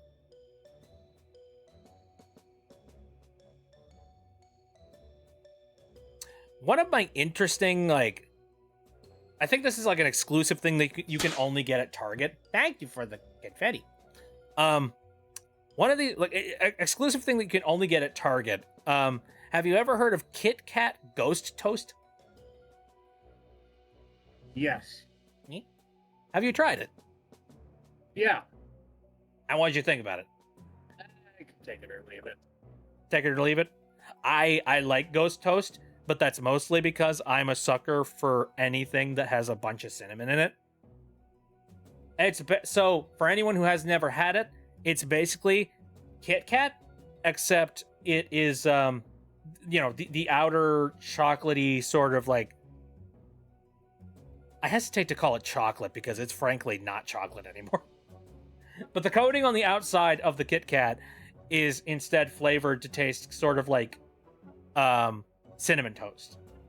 And I like it. Cinnamon toast plus wafer candy. Good stuff. See, but never tried it. I like it. I'd recommend if you like Cinnamon Toast Crunch. Never been to a Target in my life, so I have not. Valid. No reason to go to a Target, honestly. I'm assuming by the name it was shaped like an old school ghost. I don't remember it being shaped like a ghost, actually. It was just regular shaped Kit Kat.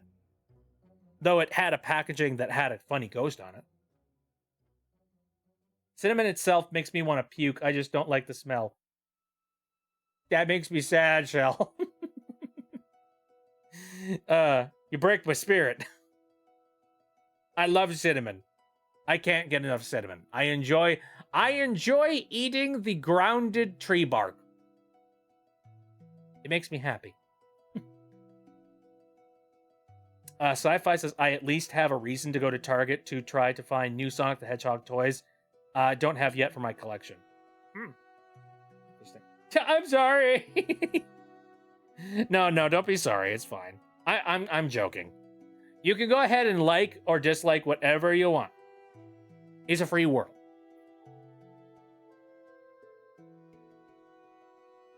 Oh yeah, Starburst! That is a classic Halloween candy.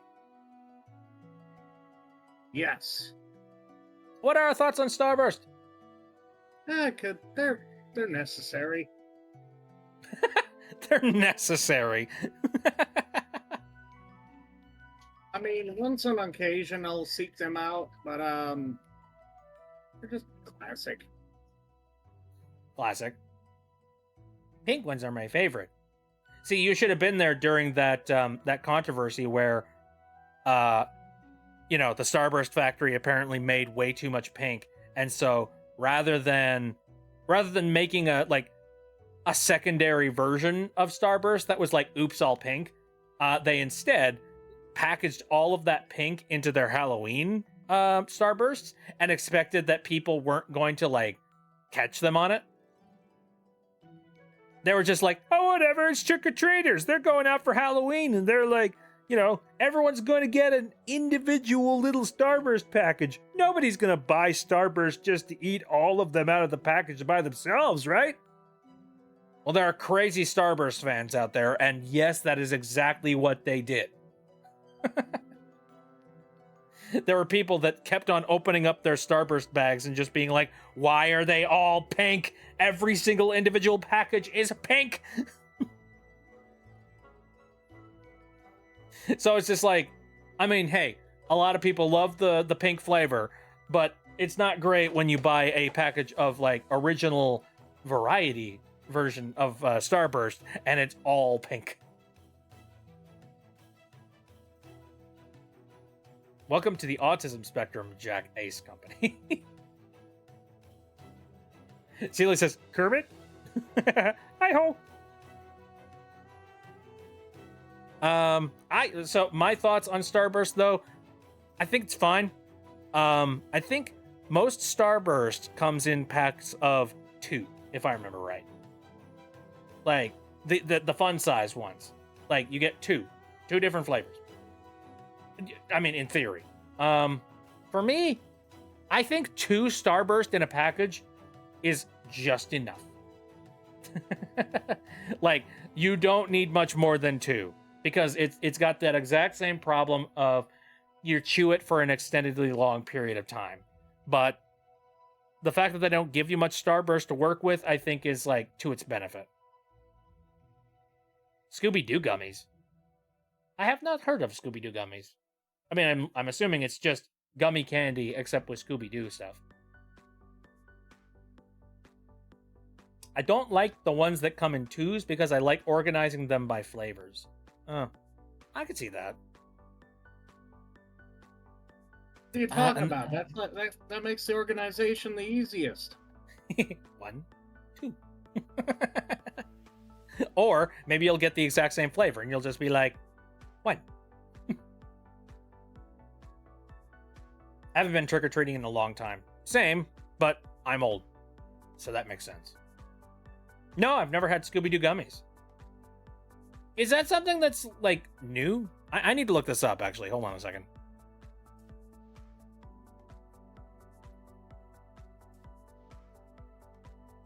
Are we talking, like, Scooby-Doo gummy snacks? How long have they been a thing?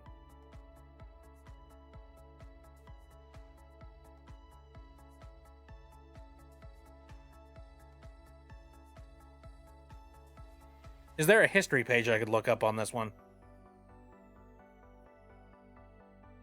They're like they're in little bags inside of a cardboard box. You would pack them for school lunches or something. I remember having gummy candies when I was younger, but I don't remember ever having like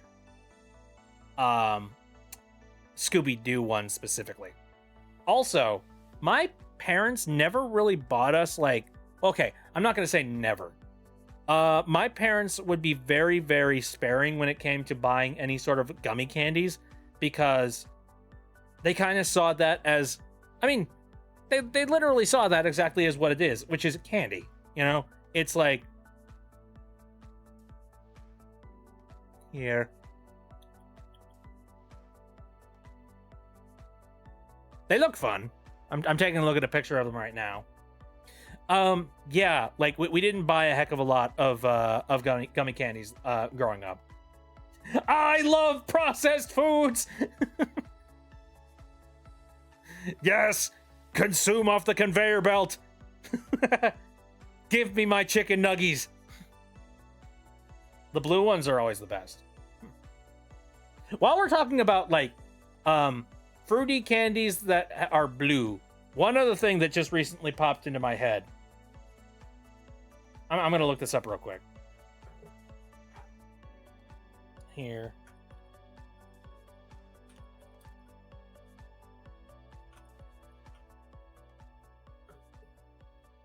I misspelled it, but it's fine.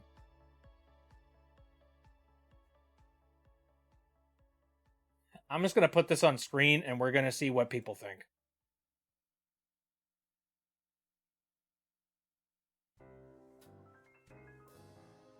Okay, come on. Let me see it. There we go. Yeah. I need you to weigh in on this one. I need to take any form of bias out of this.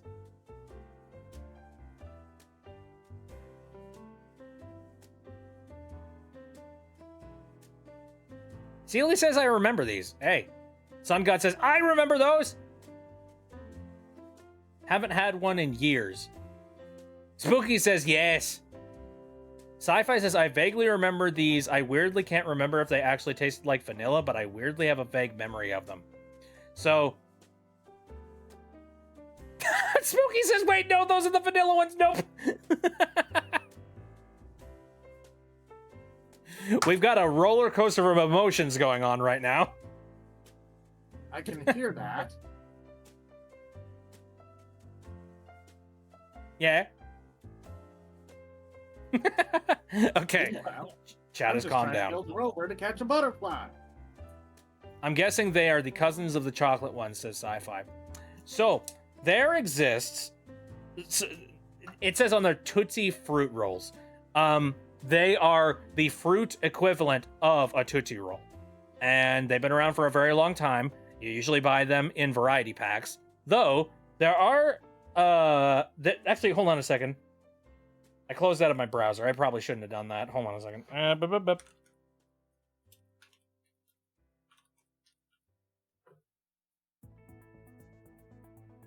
Do it. I'm gonna go and grab it real quick. Why the heck are they called midgies? What the heck?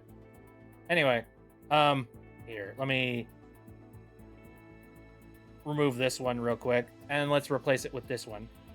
There exists, for the chronically deranged, individual packs that have individual flavors of Tootsie Rolls that are in the vanilla variant.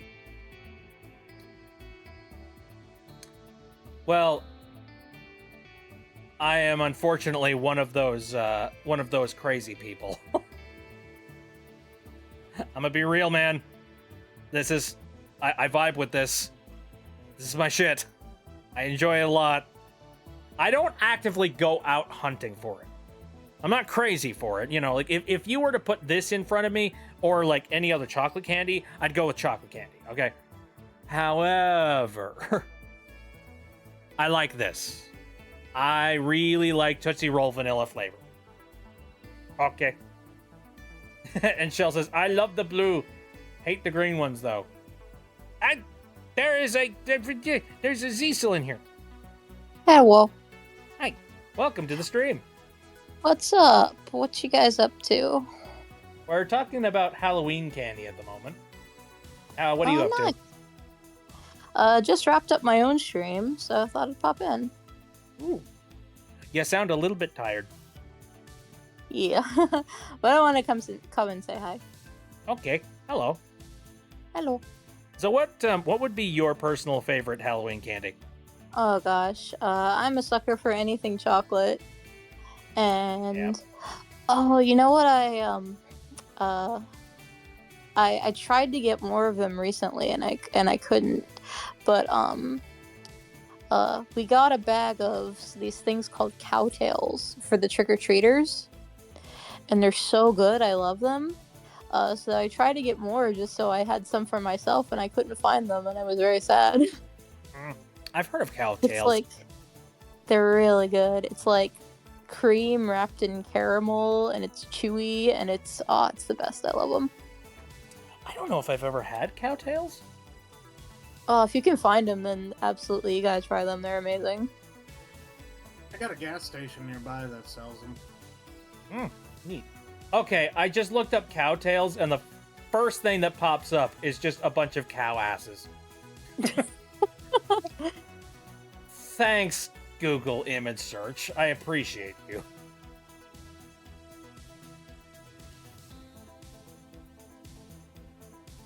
Anyway, let me drag this onto the screen real quick.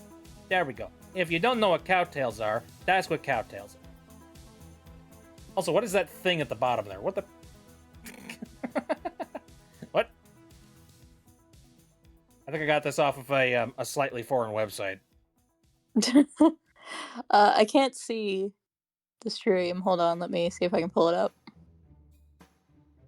Got a label on it. Seen them, but never had them. I think I passed by them in the store a couple of times, yeah. Halloween hasn't even happened. Just got a Christmas... Oh, got a Christmas ad. Welcome to the United States, where we advertise Christmas in, like, June. I had these a long time ago. I'm gonna have to keep my eyes peeled for them then. Yeah, it's like it's not even Halloween yet. November 1st. November 1st. You can start Christmasing. I refuse to Christmas anytime before November 1st. Am I one of the only people that's like still shaking a fist being like, wait until after we eat the turkey, damn it? I've never been much for Thanksgiving, so maybe I'm just like, okay, November 1st we can Christmas now, but that's valid too. There's an event called Christmas in July. That's always been like ironic though. You know, it's the polar opposite of when Christmas is supposed to happen, and therefore we're gonna celebrate Christmas right now because haha funny. I'm gonna. I was introduced to Christmas in July from an episode of Ed, Edd n Eddy. And then when I got older, I'm like, wait, that's a real thing? Because there's an episode of Ed, Edd n Eddy where they're like all celebrating Christmas, and Eddie keeps complaining, but it's July. they just all feel like doing Christmas, and even though it's the middle of summer. And then I found out Christmas in July was like an actual thing, and that's what the episode was based on. I always thought it was a reference to Ed and Eddy too. I was like. What's very fun, it's very ironic, is there is an episode about them they're like hanging out in a junkyard and they find a box of turkey basters and they decide to go and show them to all the neighborhood kids and tell them that they're Canadian squirt guns and use them as squirt guns. And And Ed justifies it and backs it up by saying Canadians are weird. Canadians are weird. At the time, I just thought that was funny. Just them, Canadians are weird. I find out years later, Ed, Edd n Eddy is the most Canadian show to ever be Canadian. Yeah, that's right. It aired on Cartoon Network. The American studio, funded it and aired it on TV and everything. But every single thing about the show was it was all made in Canada. Mm-hmm. Creator is Canadian, all the VAs are Canadian, all the artists working on it are Canadian, the studio was in Canada. It was just financed and broadcast by Cartoon Network in the United States. But yeah, it's an extremely Canadian show, and I thought that was insanely funny that they decided to be like, I guess we're just making the show about American kids. Rather than you'd think with that you'd get the idea that they'd be like Canadian kids, but no, that one episode makes it clear they're American kids because they make fun of Canada. Yeah, right. So I guess did the show originally air in Canada?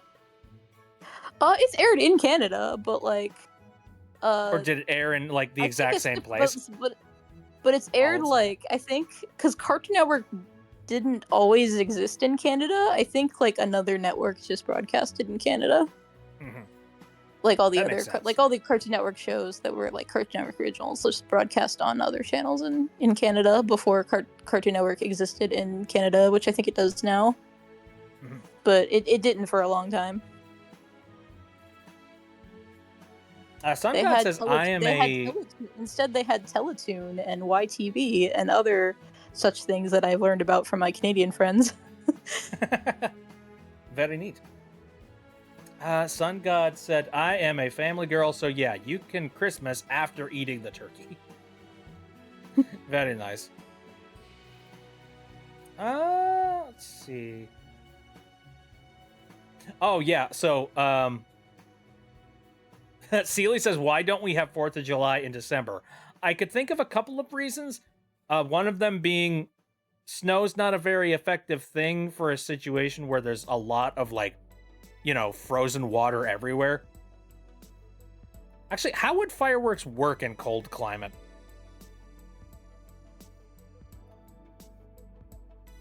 The wick might take longer to light. This sounds like an experiment. It's time to go sciencing! Oh yeah, that's right. think- Nobody I think sells the place- fireworks at this time. I think the place the city I live in does a winter celebration at some point. There are fireworks involved, I believe. Oh yeah, Spooky says they do it for New Year's. So what the heck are we talking about? And so yeah, okay. Maybe if you find a Chinatown, you can try your luck there. Yeah, there we go. Well, experiment's over because yeah, Spooky pointed out they do fireworks at New Year's, and New Year's is still cold as heck. So yeah, no, this is a science experiment that doesn't need to happen. Are we just going to ignore it would be 4th of July in December? Yeah. Thanks to NordVPN, anything can air anywhere. I'm not sponsored by them. Stop shilling. I have thought about the idea of getting myself a VPN for like emergency sake, but like, I don't know. I'm like, I'm perfectly fine with what I currently have at the moment, and like, I don't necessarily need to like block what my IP says, so sees on like what I do, and like, I don't have to watch any Canadian television or anything from anywhere else. So it's just like, it's kind of a waste of money for me to get a VPN at the moment. It feels like the biggest reason to get a VPN is just like to use it on Netflix to like get past all their stupid region restrictions. This is true. And I feel like a VPN is kind of expensive for that. Just for that. Depends on how much you love your Netflix. You know, True. if there's a show that you absolutely cannot live without, I could see it being a godsend. True. It's also cool to watch there was a time where I did have a VPN. It was actually back when it was it's not free anymore, but at one time there was a free VPN that did all the stuff that the paid VPNs do, but it was free. It didn't last long, sadly.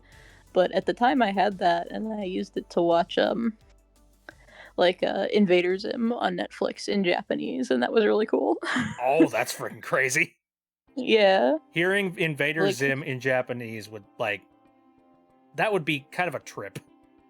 Zim's Japanese voice actor is actually kind of peak. They're pretty perfect. Nice. Shell says I have a free VPN on my phone. Good and decent enough, though it does make you pay if you want a full version.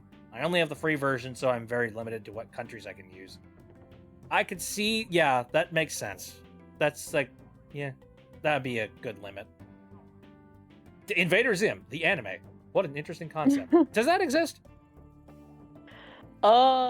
If you count the first couple of minutes of Enter the Florpus, maybe. It's like Dib's Imagine spot, and he's just like imagining himself as like a JoJo's character, basically. It's pretty good. as he is in his own mind. Yeah, it's in his mind. You're ugly when you lie, Dib. I'm not lying. Then why are you ugly? Oh, that's peak. Did you just gaslight him? In a way. One of my yes. favorite exchanges, Zim and Dib exchanges, is from my favorite episode, Backseat Drivers from Beyond the Stars. Zim and Dib are like both trying to control the tallest ship remotely. Cause Zim like did something to hack into the tallest ship so he could control it from Earth, and then Dib tries to also hijack it, so they're fighting for control of it. And Zim tells Dib to go shave your head of smell with your bad self. and Dib just says, "Okay, there's all kinds of things wrong with what you just said." Especially from the way Richard says it.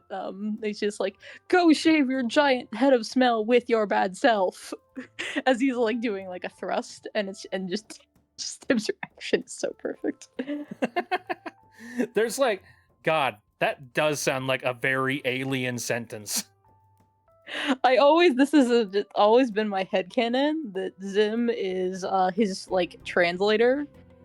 He probably has some kind of, it's probably built into the pack, that has some kind of like translator technology, and that's how he's able to speak, Earthish, Mm. Earthlish. And but it's on the fritz, of course. It doesn't work quite right, as nothing about Zim works quite right. So that's why he says a lot of the weird stuff that he does, because it's just he doesn't know how to, like, his translation doesn't really work. I'm imagining that's going to be something very similar to what happens with.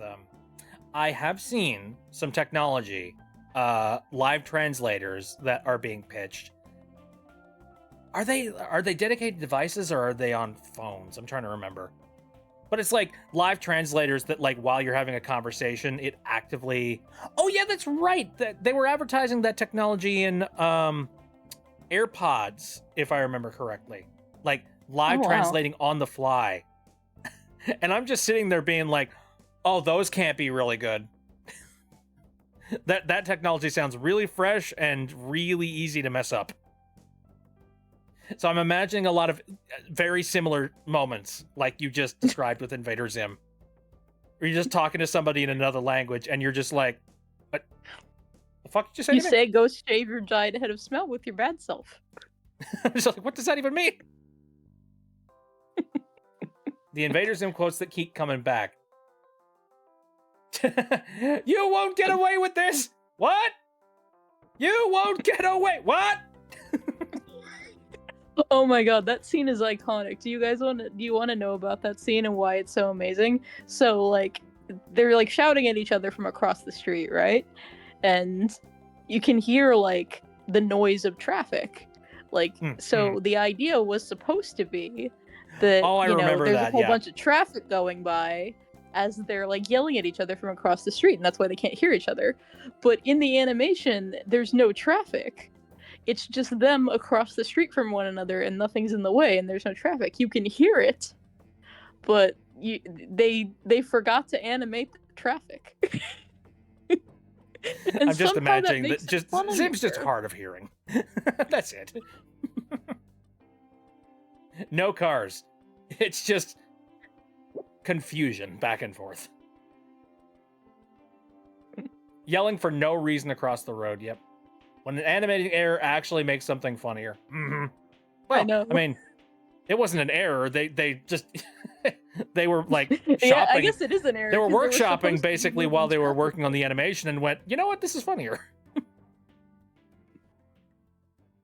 And I appreciate I think that. they actually did.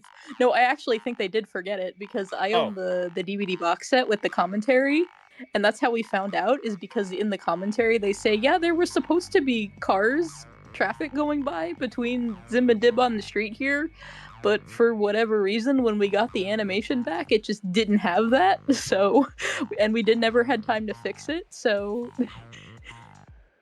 That's great. I love that. Also, Carl says, "Who are you?" I am. Who are you? Oh, friggin' Richard Horvitz. Love that guy. Richard is the GOAT. There was a scene in he does like Phineas all and of Ferb the. where He does like all of the voice direction for the Spindle Horse shows now. He voice directed the Homestuck pilot. yeah, I remember that. It's friggin' awesome. Wild. I will be back. Okie dokie. What were you... Phineas Sorry, I and Ferb, interrupted. What were you saying about they Phineas and Ferb? accidentally Yeah. they accidentally left Doofenshmirtz's mouth open after he said tri-state area. So Dan just kept the area going for as long as he could. That's awesome. That's amazing. That's peak. I've seen Dan's TikToks. He's friggin' awesome. Like he likes interacting with the community and being goofy Oh, with that's his really characters. cool. Didn't leave entirely, but that reminded me of something funny from The Lion King. Okay. At the point where they were going to infiltrate Pride Rock so that Simba could have his or could have fight up, or has a fight with Scar, right? You're kind of cutting Well, off a little bit. You might be far away from your mic. Sorry. That... Is your connection? Are you good? Yes. Am I good? Okay, I can hear you now. Okay, I'm downloading something, so I might cut in and out. That makes sense. Okay. So it was when Simba was going to go to this fight with Scar, but they needed to do something with the Highness. They had this whole infiltration scene planned out. They had everything in order. When Tom's voice actor just blurted out, "What do you want me to do? Dress up and drag and do the hula?" Ah, yeah. I remember that So they scene. threw out their entire infiltration scene and with that instead. You know what? Honestly, I wouldn't have been interested in a stealth sequence within a Lion King movie anyway. So, you know what? That's Just why fine. it works so well. What do you want me to do? Dress and drag and do the hula? Bless Nathan Lane. Wow! Bless Nathan Lane. Love that man. All right, I'll be back. I love the Lion King. Lion King's freaking great. I remember I watched that so much when I was younger that like the VHS was just chewed the hell up. Like a little while after many viewings of that VHS, like you're basically watching the movie through fuzz. And like my parents That was me with. Oh yeah. No, go ahead. Well, my parents had like fixed the tape several times, so there were several splices where like the movie had like just suddenly jut to another scene in the film. Oh wow. Yeah. So what I had what a was that for you with? similar. For that one, for me, well, I think the box itself was maybe more beat up than the actual tape, but the tape was pretty well worn too. For me, it was a much more obscure, slightly maybe perhaps embarrassing Disney movie. But for me as a kid, that was like the weird hipster child who doesn't like the popular things. Maybe as I am, maybe this makes sense. But for me, it was The Black Cauldron. Oh, the Black Cauldron. I've heard of that movie. I'm gonna look this up real quick. You've never seen it? It's it almost bankrupted Disney in the 80s. Their The studio Black was Cauldron. very close to not being a thing anymore because that movie did not do well financially. I think I've only Which is I have only heard the name. I don't know if I've ever like seen anything of the Black Cauldron. it's based on a book. It's I think the reason why it didn't make money at the time is, well, it's two reasons. One, it wasn't a musical and it was a lot darker than what Disney normally did. It's a dark fantasy. Like it's not like a lighthearted princess fantasy. It's like it's much more. So it's much basically, closer to something it's like- the kind of it's much thing that you closer would to something see like- from like a Don Bluth film. It's more of it feels very Don Bluth-y, and that's what's funny is that like the 80s is when Don Bluth left Disney and made his own movies, and like was doing really well with like Secret of Nim and All Dogs Go to Heaven and all those stuff that he did in the 80s. So it was almost felt like Disney was trying to like do well, like we don't have Don Bluth anymore, but we can still like make movies like he did, and we don't need him. And turns out they kind of did, unfortunately, Yeah. because the Oops. movie is it was the fact it was like darker than what Disney was normally known for. I think that like turned a lot of people off at the time. And the other one is it's a very flawed movie. A lot of people think it's a bad movie. I respectfully disagree. I just think it has a lot of problems. But I think I like it for how different it is. Actually, it's nice to see when Disney goes into, even if they don't always like completely succeed, it's nice to see when they like do something different. As opposed to nowadays where they're just like same property all the time, constantly remake it, Yup. rehash the exact same thing that we've done before, and replicate the exact same success several times over. Mm-hmm. Make me sad. It's very disappointing. It's one of these Sadly, reasons why Black Cauldron is a movie that could really benefit from a remake, but because it's almost like, it's almost like one of those movies Disney doesn't want to acknowledge. Though they do acknowledge it occasionally. The Horn King got is playable in the Villainous board game, which is kind of sick. I Hey. appreciate that. So they do acknowledge it sometimes, but it's because it does have its like cult following. But yeah, it was because it was never like successful. It's only like a cult. It's considered like a cult movie, I guess. They're never gonna remake it because nobody in the film industry seems to understand that a remake is an opportunity to fix problems the original might have had. Frickin' right? Jesus. I've been talking about this a couple of times on my stream here. Every opportunity I get, I talk about this. I've been playing through the Pac-Man World 2 repack game. I don't know if you've seen me doing that. Yeah, I watched a little bit of that. Did you ever like see Pac-Man World 2 or care about that at all? I've like seen like I think I watched a Nitro Rad video on it. So yeah, I've seen like YouTubers and stuff talk about it and like seen footage of it and stuff, but I never played it myself. But I did see from your remake, it looks like it's really polished up.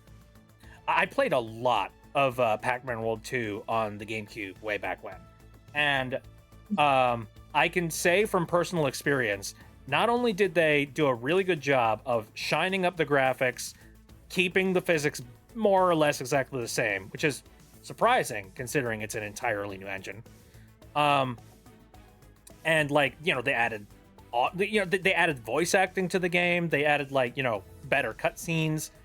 And the thing that I love the most is that they didn't just leave the bosses what they were in the original game, which was like one of my number one problems with it. In the original game, they reused like these two bosses multiple times for like each of the ghosts. And I'm just like, even back when I was younger, I was just like, oh man, I'm fighting the mech robot again. This is stupid. But now, I mean, for example, I think one of the characters, Pinky, the pink ghost, her robot was Best like, girl. yeah, best girl. Her robot was like this, it basically a mech version like of a ghost, which was interesting. I was just like, okay, I guess we're fighting that. And then you fight the exact same thing in the lava zone. I'm just like, huh? The only difference is that like, oh, but now there's lava. Well, that's a they pain. changed it. Now you're fighting a polar bear. Oh, cool. A big, burly, buff polar bear, and like it's an entirely different boss fight. That's the kind of attention to detail I like in a remake, where they're like, yeah, this That's is a really problem. cool. Let's fix this. Yeah, It's that's cool. like an improvement. That's really cool. So you're right. Like, Disney could.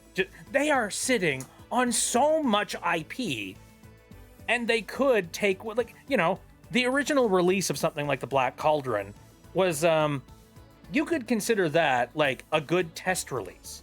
You could be like, okay, well, it didn't work the first time, but what could we do to improve it and make it better the second time around without ruining the original experience of the first one?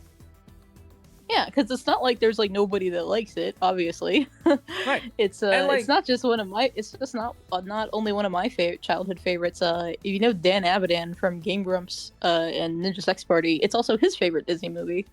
Mm-hmm. So Like- there are people who like it. You could go to online forums and you could read up on all the things people talk about of a movie that is a cult classic, and you could make an amazing blueprint out of that. And I just don't get Right. why companies with so much money and so much power won't do that. It seems like easy money that's just sitting right in front of you. Exactly. We Yeah. need to remake more bad movies or Neat. movies that were just like not great, had problems. Or lean directly into it and make a mock comedy out of it. What one of the two, whichever one. Make it glorious or make it hilarious. Oh, that would be funny too. I'm waiting for I'm waiting patiently for the Room 2 Johnny's ghost. Where they bring Oh, back they Tommy Wiseau. I don't know if that's like the approach they took with it. I'm assuming it was something along those lines. I need to look into it now because now I'm curious if that's like actually the route they took with it. But there is a sequel to Manos the Hands of Fate. Really? Yes, produced and starring the actress that played the little girl in the original movie. I have to look this up.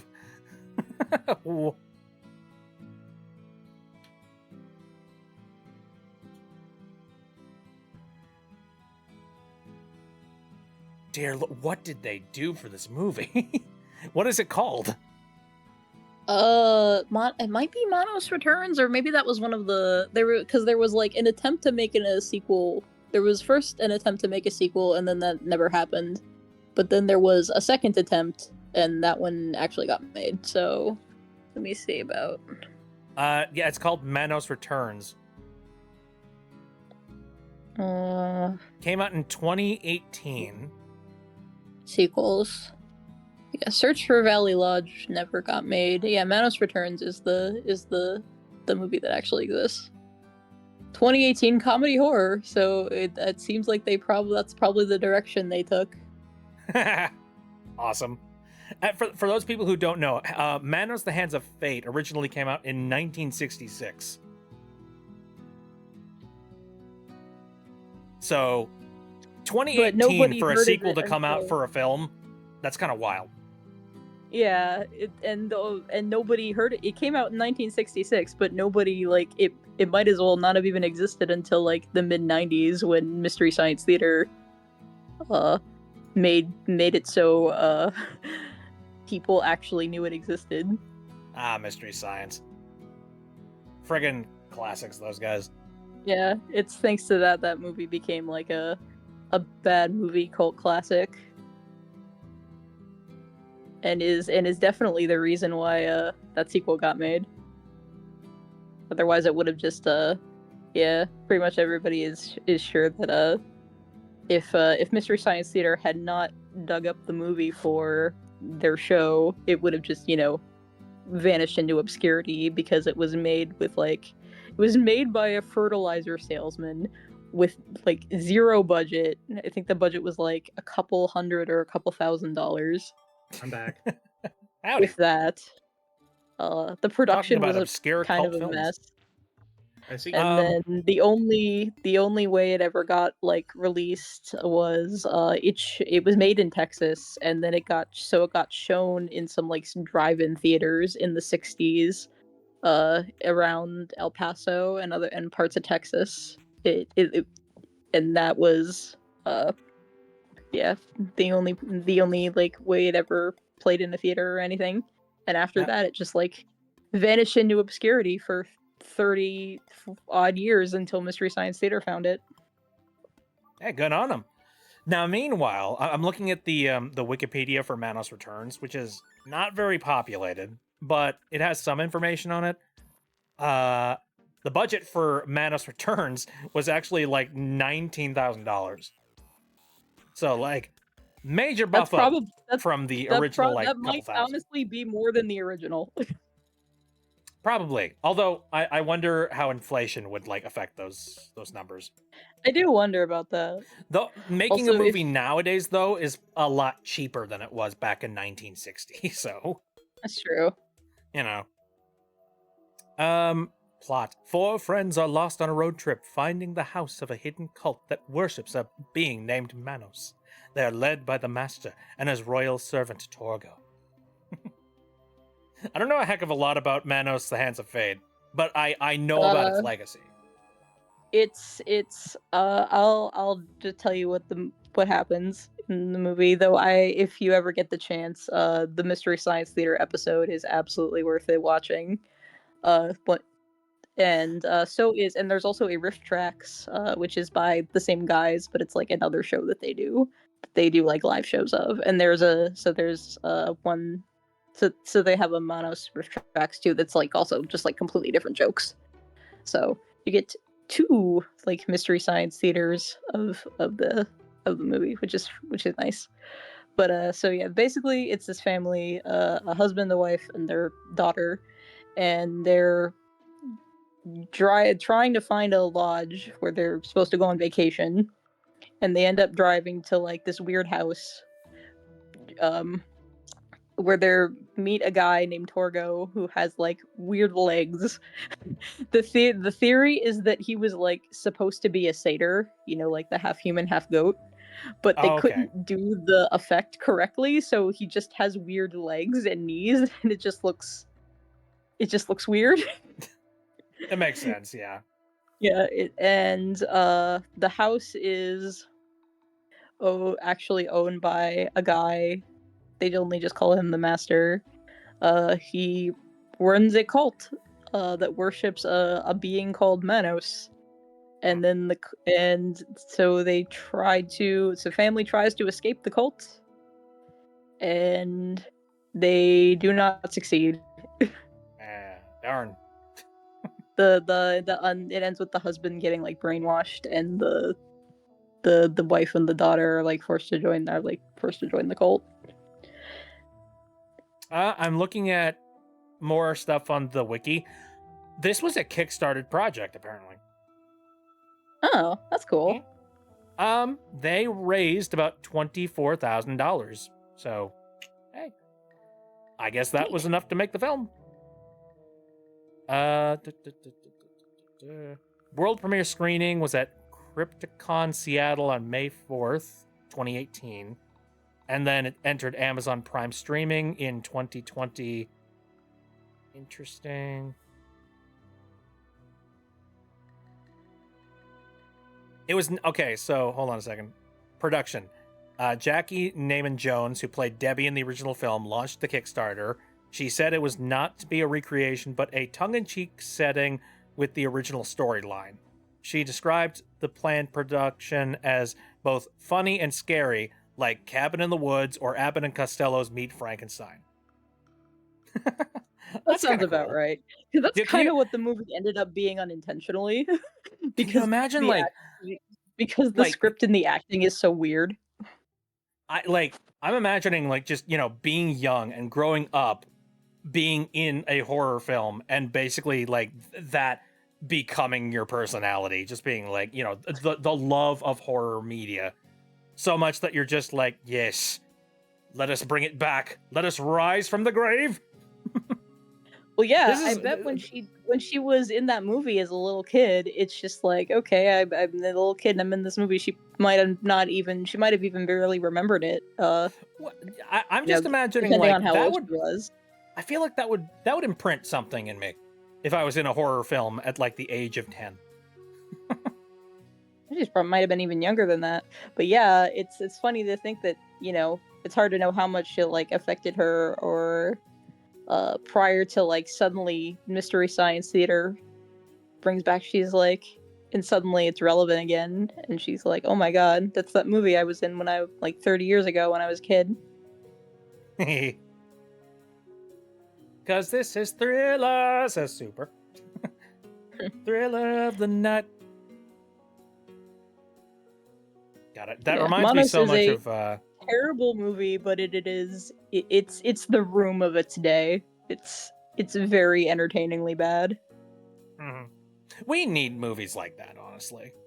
Like, I get very sad whenever I see like a lot of like super polished, crazy movies that are trying to pull off being like, you know, the next big thing, and you're just like,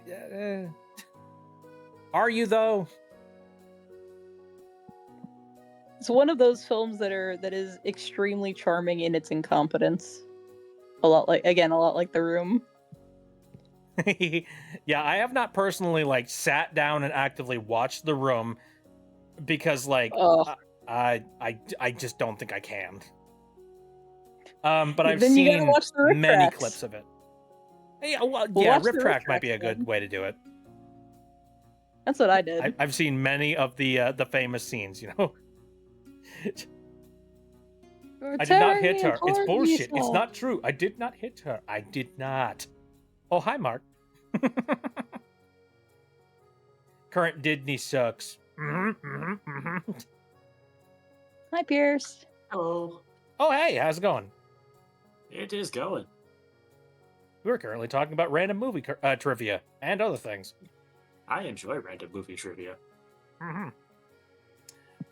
Man, I guess like that's one of the things that bothers me about current Disney is that like, again, they've got so much money to be able to make so many good things, and they just don't. Like, what the heck, man? It's funny that Disney scared away Gen Z men and now they're begging for them back.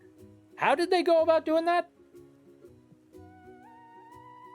I'm curious, what action did they specifically do that scared away Gen Z men?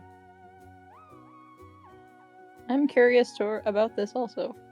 Yeah, I don't know about that. I just need know to be that they're fed not information. appealing, so I just know that they're basically just not making anything new, and they're just recycling the same IP over and over, and it's really, really getting frustrating. And they're also actively making the parks worse. Mm-hmm.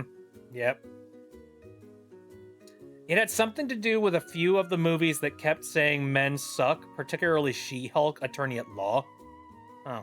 Well, I mean, a movie can say that men suck all it wants, and like it can come from anybody. I don't necessarily think that's a Disney thing. I think that's just a particular producer thing. There are a lot of reasons to be frustrated with Disney, but She-Hulk saying men suck, I don't think that's really one of them. Yeah. No, I don't blame Disney for that, and I especially like... You can say She-Hulk was poorly written and really, really ham-fisted and also having really crappy effects, but I don't think, it just says men bad. I think there's more to it than that, and I don't think that's the reason why people are angry at Disney right now. Yeah. I'm kind of a very similar vibe on that one. Yeah, when I think Disney, the first thing I immediately think has nothing to do with scaring away particular gender roles based on like, you know, your particular generation. I think it's more just Disney sucks bog standard, like across the board. They're not doing good. Bringing it up is a thing that I heard. I really don't know where I stand with it anyway. They will do something like new.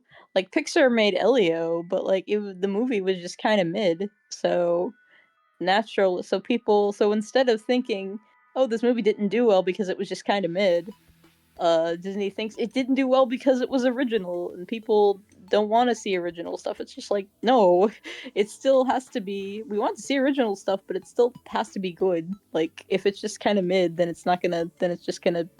You know, it needs to be something original that doesn't feel like I've already seen it before, because Elio looks like the most bog standard boring movie I can imagine. You could come up with that premise in 5 minutes.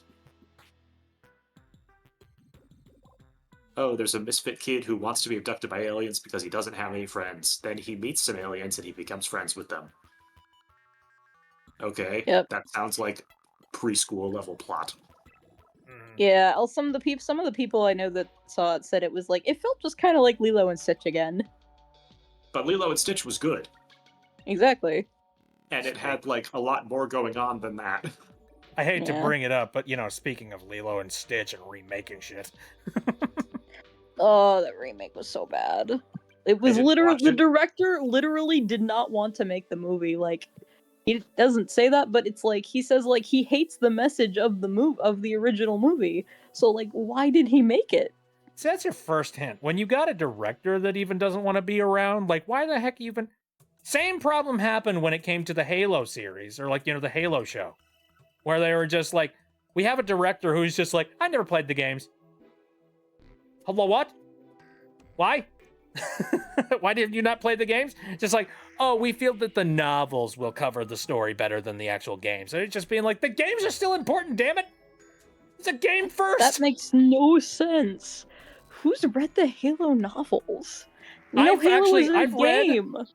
actually read a couple of the Halo novels, as somebody who just doesn't read. They're good. They do a good job of covering the subjects of the games while also like expanding upon the storyline. The problem is I don't know if they read the books either, because they missed some really important steps. You know, like the whole Master Chief shouldn't be getting it on with anyone because he's literally been genetically bred not to be able to? You know, kind of an Bro. important factor there, buddy. Why was that a sequence? Why was there a sexual romantic section of the Halo series in the Halo show? What the fuck? What the hell? I didn't know about that, but I basically no. just ignored the legit. Halo show entirely, so I don't Well, know. You know, I'm about to get real nerdy here.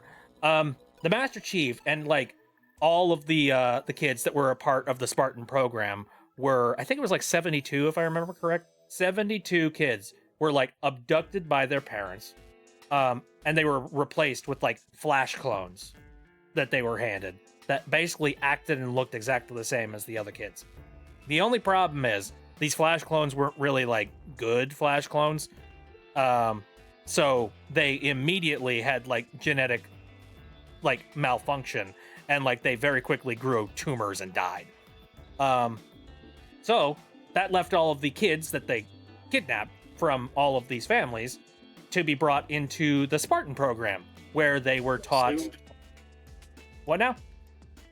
and assumed dead. Yeah, basically just assumed dead. So yeah, like they brought into Spartan program where they were taught like, you know, their basic education and all that jazz, but they were also trained to be warriors and, you know, fight alongside each other and all that jazz. And then at the ripe old age of 12, I think, they were put through like the genetic modifications that you need in order to be a Spartan, which basically makes you like 8 foot tall and like super buff and strong and capable of being able to run the Spartan armor in the first place. Because the Spartan armor will like tear up a person. Oh yeah, if the you're Mjolnir not. Mark IV broke the bone or every bone in someone's body. Yep. Yeah. A regular Joe tried to wear the Spartan armor and like they basically turned into a tin can. So you need to be like super genetically modified in order to be able to control the Spartan armor and actually wear it. And that's exactly what they did. They put all of these kids through the Spartan program and like, you know, genetically modified them. And I think only 30 of them survived, if I remember correctly. All No, the rest of all them of died 70. of their genetic That's a negative. Only a few of them died from the augmentation process. Oh, really? Half of them were rendered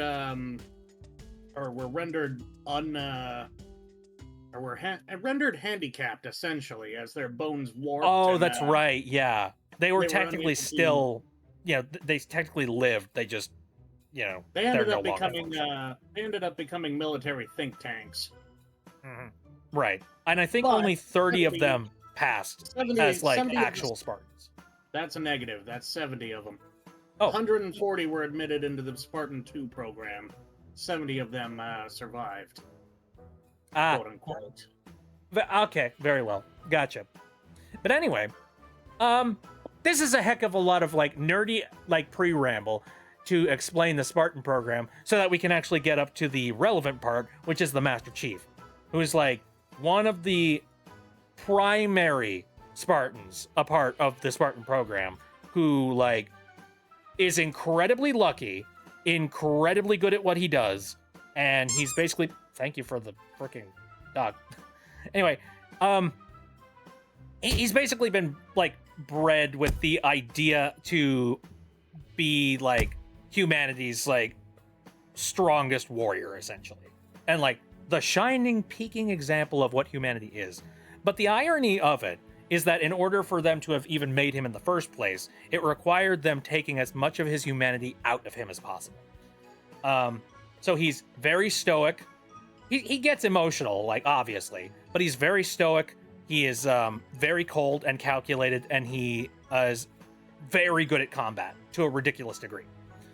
And so then you've got the Halo TV series that came out, and they broke a lot of rules, including like they had a lot of sequences where like the Master Chief took off his helmet, which he can take off his helmet. Let's be real. Like, it's totally possible. He does that in the novels. They describe what he looks like.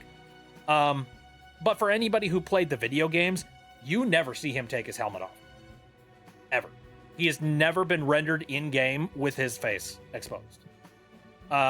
So it's kind of weird for, like, to be able to actually see the Master Chief's face on the show. We're talking about the Halo TV series and, like, you know, what they screwed up with it. Anyway, Sounds like they screwed up basically everything. well, they screwed up that part. And then, let me think of some other things that they screwed up. Another thing that they messed up was, like, stuff involved with the alien race that they fight, known as the Covenant. And if you don't know who the Covenant is, it is basically a collective of a bunch of different space species that have been more or less abducted by this, like, parent alien species who is attempting to try and take over the galaxy. And also, like, they're trying to find the Halo rings, aka the thing the game is named after. And these Halo rings have the capacity to wipe out all sentient life on the face of the galaxy. However, the Covenant believe that these are holy rings that are capable of sending you to Valhalla. So They're Norse Oh, aliens. they'll send you somewhere. that they basically send you to, like, a holy afterlife, essentially. And that's bad, because that means that a lot of very powerful aliens are running around in, like, several galaxies trying their best to start up these doomsday machines. And that's one of the big reasons why, like, you know, humans are trying their best to stop them. However, one of the things that is definitely, like, bred into the Covenant is the fact that humans are bad. And they actually explain this in the novels, where they find the human race, and they find out that, like, they're just like, oh, interesting. They seem like they're competent. Maybe we can bring them into our collective and they can, like, you know, become spacefaring with us, and then we can all gun for, like, a similar goal of, like, you know, taking over the galaxy and whatnot. Then they find out that the human race is actually basically the chosen race of the galaxy by a previous race of space aliens called the Forerunners. This is getting really complicated, I know. But, like, there was a Forerunner space race that existed that basically gave the keys to the entirety of the galaxy to them. They are supposed to be, like the Forerunners are the people that made the Halo rings. That should be a first thing that I should explain. And essentially, these holy relics that the Covenant, like, look at and are so endeared to, apparently the human beings are the rightful owners and the successors to the Forerunners and have ownership of these rings. Well, Covenant no likey. Covenant are just like, fuck that! And so the higher-ups basically started, like, spreading this this propaganda around the Covenant, being like, no, humans are actually the scourge and the scum of the galaxy and need to be wiped out because they stand in the way of our great journey and our mission to, like, ascend to a higher plane. And that's when the holy war started between the Covenant and the human race, and, like, they nearly wiped out the humans. And if it weren't for the fact that a lot of, like, very significant things happened that kind of, like, crushed the Covenant, humans would basically be, like, extinct. The Spartan program is one of the things that kept humans alive. Because Spartans are terrifying! They are very good at killing. Especially, the Master Chief. Hey, that would make sense when you roid up 12-year-olds. Yep.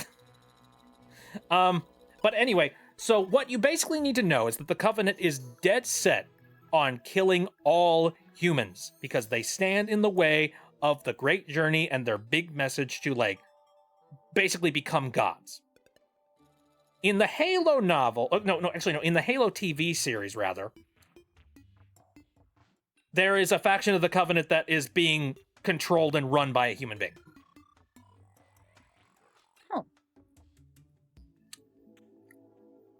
I don't care what storyline you're working with, or I don't care how you write this, that doesn't work.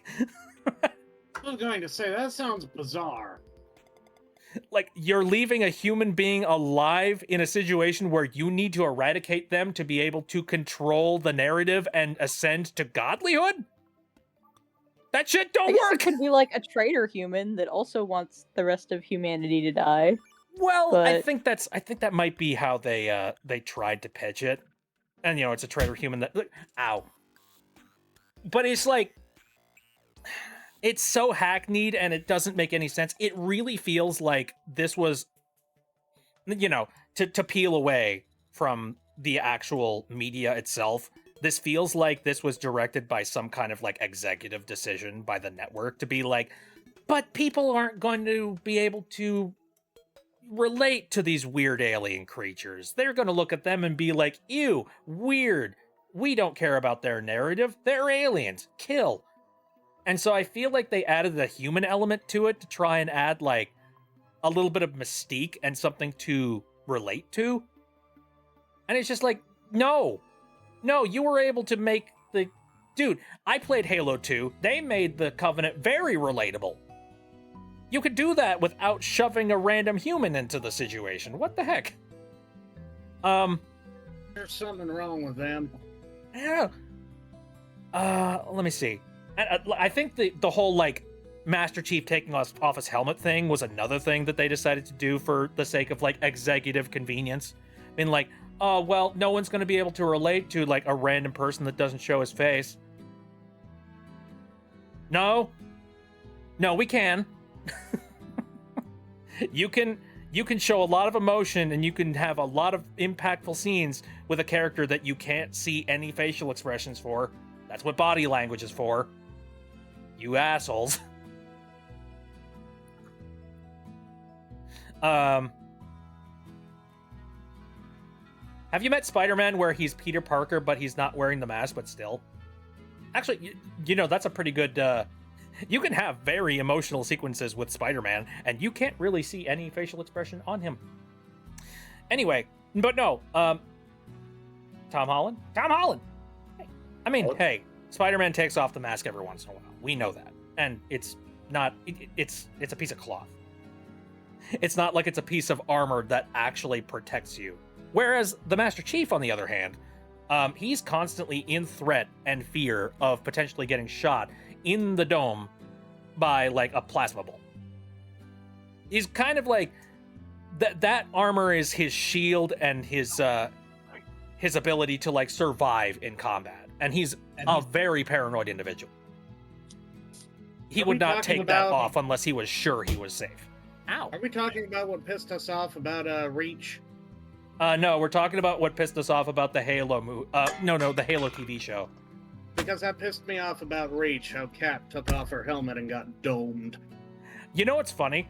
In the novels, these Spartans were actually discussed in the novels, and Kat apparently had a much more honorable death than that.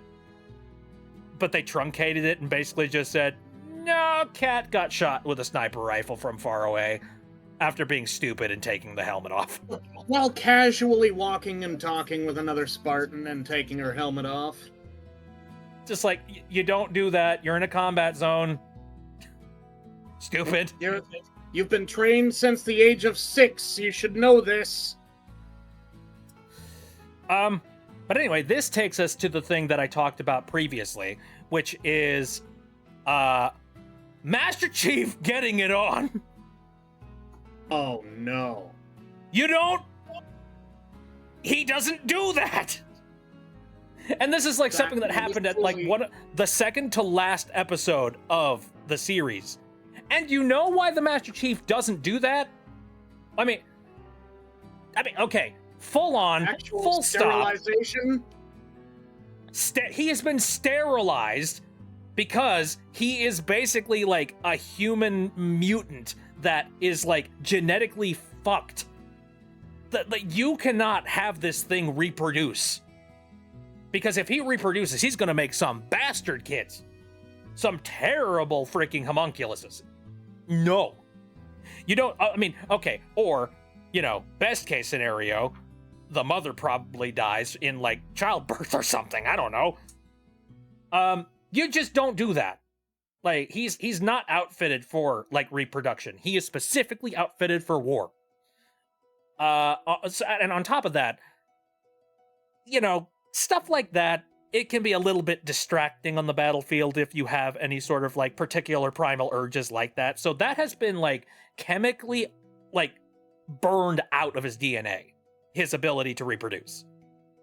Not that he can't care about people, and not that he can't love people. It's just, like, he doesn't get randy, or, like, he probably shouldn't. That's not an urge that he needs to... Genetically So it's- engineered asexuality.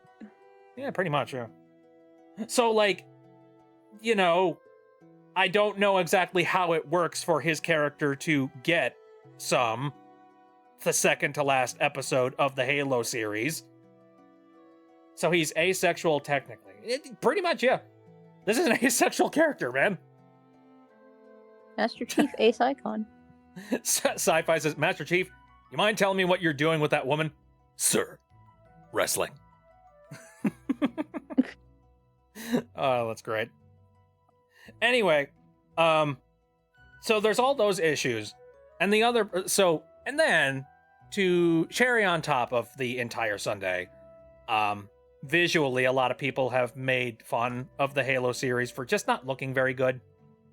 Like, they use a lot of CG and a lot of tricks to make it work and make it look nice, but it doesn't look good. Like, there were several really cartoony sequences where the Master Chief, like, jumps several feet into the air in, like, a cartoony way. And you're just like, ew, that looks bad.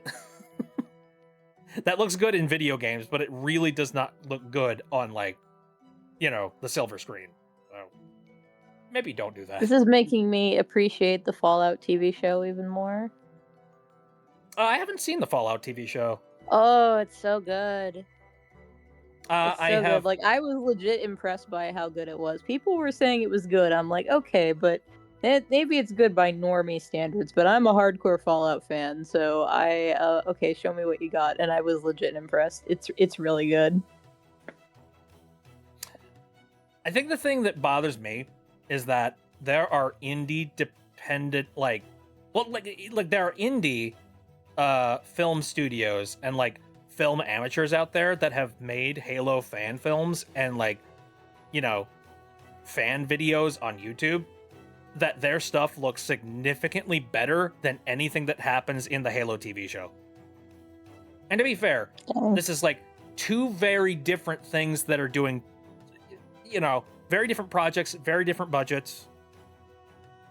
But still, it kind of tells me that, like, if you had somebody that actually cared about the Halo universe, you probably could have made something good. And unfortunately, this was a situation where it feels like they didn't. It kind of sounds like they did it for the sake of making a paycheck and calling it a day, and I don't like that. Yeah. Have I I was watched very happy Indie to Cross, find and out- what's my opinion on it? I have seen Indie Cross, actually. Yes. I binged, like, all of it. Yes. It's good. If you've never It seen is Indie good. Cross, go watch it. The insane. What is it? The insane is- attention to detail. It is an animated indie series, and it consists of a ton of indie video games, and, like, indie video game characters. And it centers around, like, this really weird, like, apocalyptic universe-destroying scenario where, like, this weird alien technological being, or, like, you know, these weird technological, like, creatures are running around destroying universes, and, like, all of these indie characters are running around universe hopping trying to fight and stop them. I got the perfect description. That sounds like what Pibby was supposed to be, but with video games It's instead of essentially- much, yeah. cartoons. It's Well, essentially that middle definitely school, makes me want to watch that middle of the because I thought classroom Pibby was a really daydream. cool concept, and I'm sad it got shafted by Cartoon Network executives. Yep. I would daydream about this as a kid, and somebody made it manifest. Yeah, Basically, imagine, like, it's Avengers, but with indie characters, indie game characters. They all team up and fight a bad that's guy. a good description. If you have not seen Indie Cross, I recommend going and watching all of them. I'm trying to All remember two some of of the them. characters in it. Like, they have they have like Shovel Knight. They have like Hollow Shovel Knight. Cuphead, Celeste, Hollow Cup- Knight. Celeste. Like the knight from Hollow Knight? Yeah, the Knight from Because the Hollow main Knight. character is not the Hollow Knight. Yeah, in Hollow sorry, Knight. I completely forget their name. The Knight. Yeah. The It's Knight. just they're just Also, the knight. speaking There's of- a there's speaking a of knights, separate character that is the Hollow Knight. They're also including Frisk. Yeah, Yep, Frisk is in there. they have Frisk, but it's Genocide Frisk. Jenna Frisk. Yeah. Genocide Oh, Frisk, Madeline from crazy. Celeste, and also Nico from One Shot. Oh yeah, it was Also- Madeline. That's right. It's And really the- entertaining. Like And, they did the an main amazing character guy job. from Dead Cells. Yeah, that one. The main And I character think from the Dead next one Cells. they're adding is Ultra Kill. Oh, They're that's adding gonna be V1. fun. And also, yeah, there's FNAF. Yeah, FNAF. Yep. But of course, they've got to add FNAF. Does FNAF even count was as a fun indie moment. anymore? Probably not, did but at the they added in time. anyway. I don't think it does. When you have a full-blown movie series, I don't know if you're really A indie. movie that but made over $1 billion, by the way. I shall return. I guess just they get have in my by fingers technicality. crossed that Hat Kid will be added because Hat Kid needs to be in it. That would be fun, yeah. I mean, Hat Kid's in Framemakers. They could do it, right? Hey. I mean, I don't think the I forget who it is that makes the Indie Cross series, but I doubt they're going to like each individual indie company and being like, "Can we use your IP?" I Pretty think sure Hat it's Kid is just a like popular enough indie game to be included. Just include enough IPs where nobody wants to start a war with everyone else. That's true, yeah.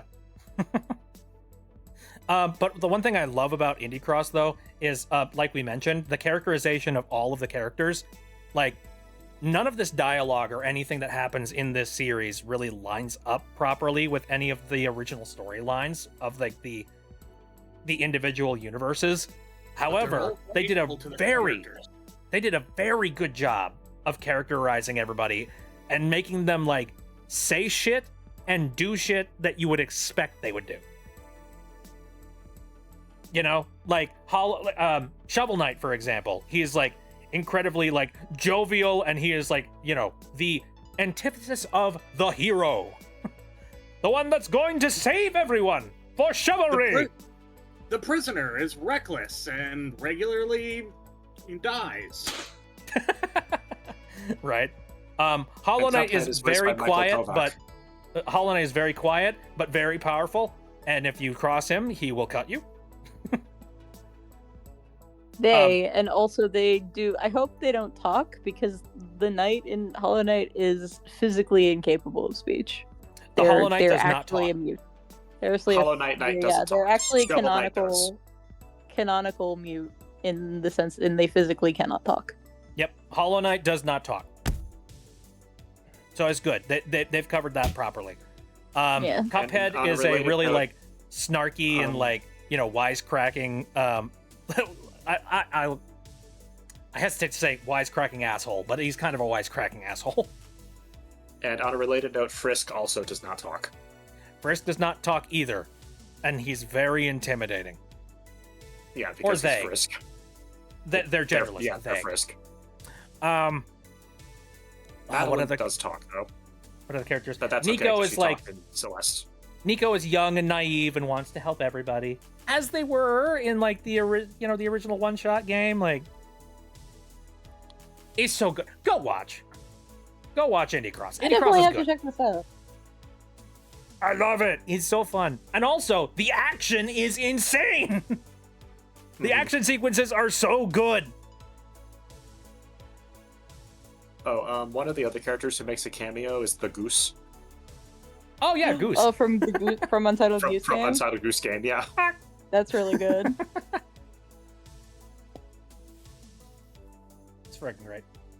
In part 2, specifically, Cuphead is voiced by the dude who plays Jax from the Amazing Digital Circus. Really? Oh, Michael Kovac I did not know, is in everything. I did not know that. That's kind of cool. Michael Kovac is in everything. Yeah.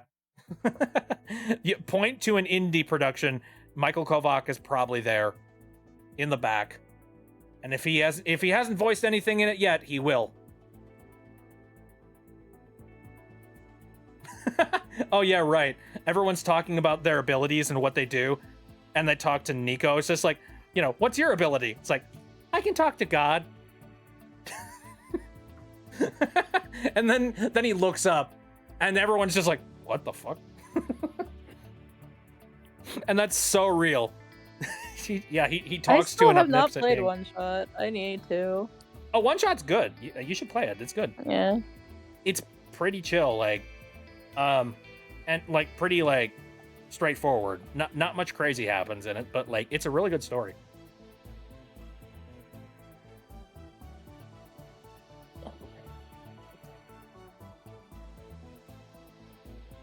Pretending to gather data. I heard somewhere that the knight's name is Ghost. He's referred to That's as just Ghost. something that Hornet calls them. Yeah, They don't have a name. he's kind of just known as the knight. Nova's heading off to sleep. Okie dokie. Thanks for coming in and watching. Good night. Also, I did remember the name of the prisoner is actually the beheaded, I believe. Yeah. From beheaded. Dead Cells. Yes, Dead Cells. Nice. Oh, also, dude, I love the way that they characterized the prisoner. He's freaking great. Actually, funny enough, I think the prisoner doesn't have any dialogue in game. But for the Nope. prisoner, they gave him dialogue, but the dialogue really lines up properly with him.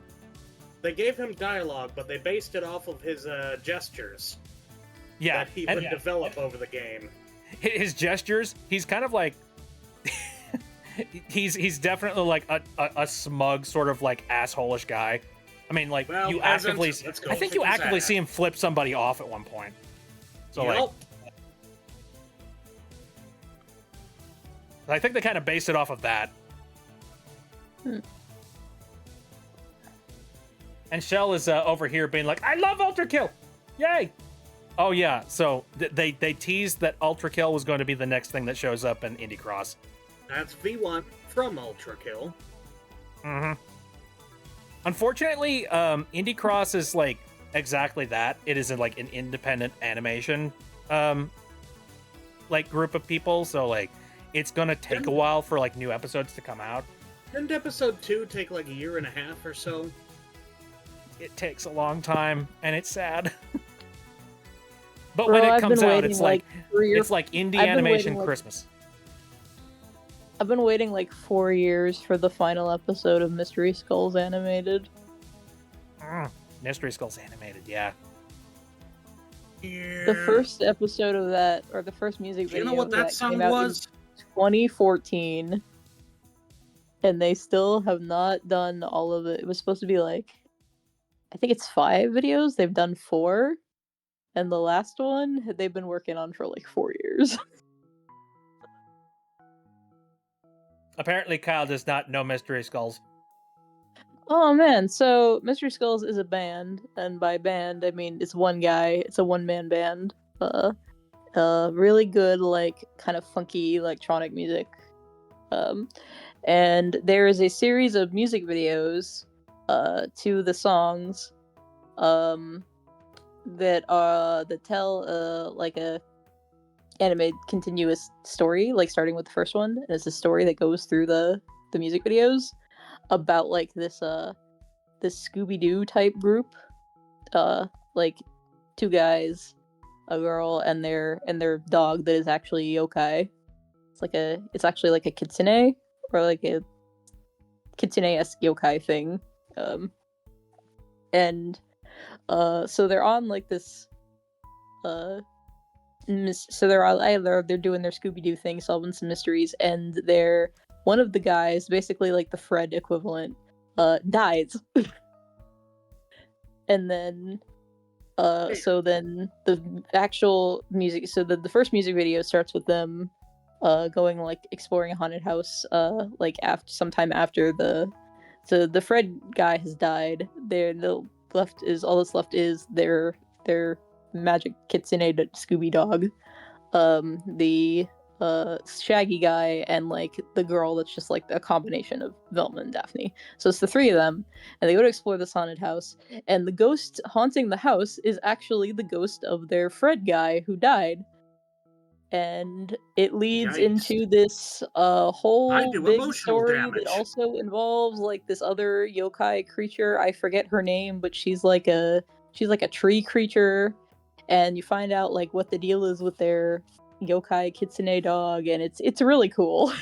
And it's all like done through the I see. like And you it's told all this like Crystal dialogue with Skulls? music videos, but you get a really good idea of the story from the videos. So let me see if I can link that, because I love these videos. They're so good. The animation is so good. Oh, the music is so good. Also, Shell is taken off. Thanks for coming in. I appreciate it. Thank you. Speaking of which, I'm gonna go up look up the first episode of Indie Cross, and I'll link that.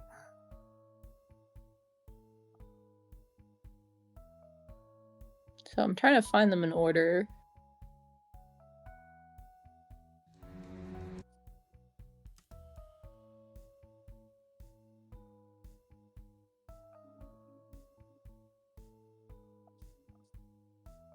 There's not a playlist that has them in order, but it is... Yeah, there's 4 of them. The 5th one will be the last one whenever they finish making it. The first one is Ghost. I'll link it in... Yeah, I think I've got you somewhere. VIP'd here. So hopefully you'll be Uh, able to. Let's see if I can drop it in the chat.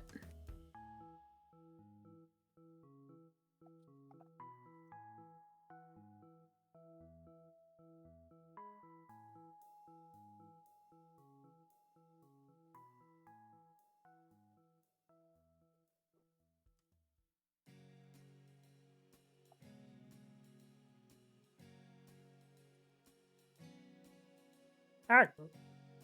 There it is. There it is. That's the first one. Then the... And I won't link the other 3, but they're on the same channel. But the order that the proper order is Ghost is the first one, Freaking Out is the second one, the third one is Hellbent, and the 4th one is The Future. And here is episode 1 of Indie Cross. If anybody wants to go and watch that. I'm gonna... There you go. It's about will- 16 minutes. I will like bookmark this, like put it in my watch later. Oh, I forgot. Madeline from Celeste is one of the characters. Yeah. Oh yeah, you mentioned that. I think Pierce mentioned that. Oh, nice. Good call. He's good. He's good. Fun series. Watch thing. And with that, I think we're going to finish up the stream for tonight because it's getting a little bit late here.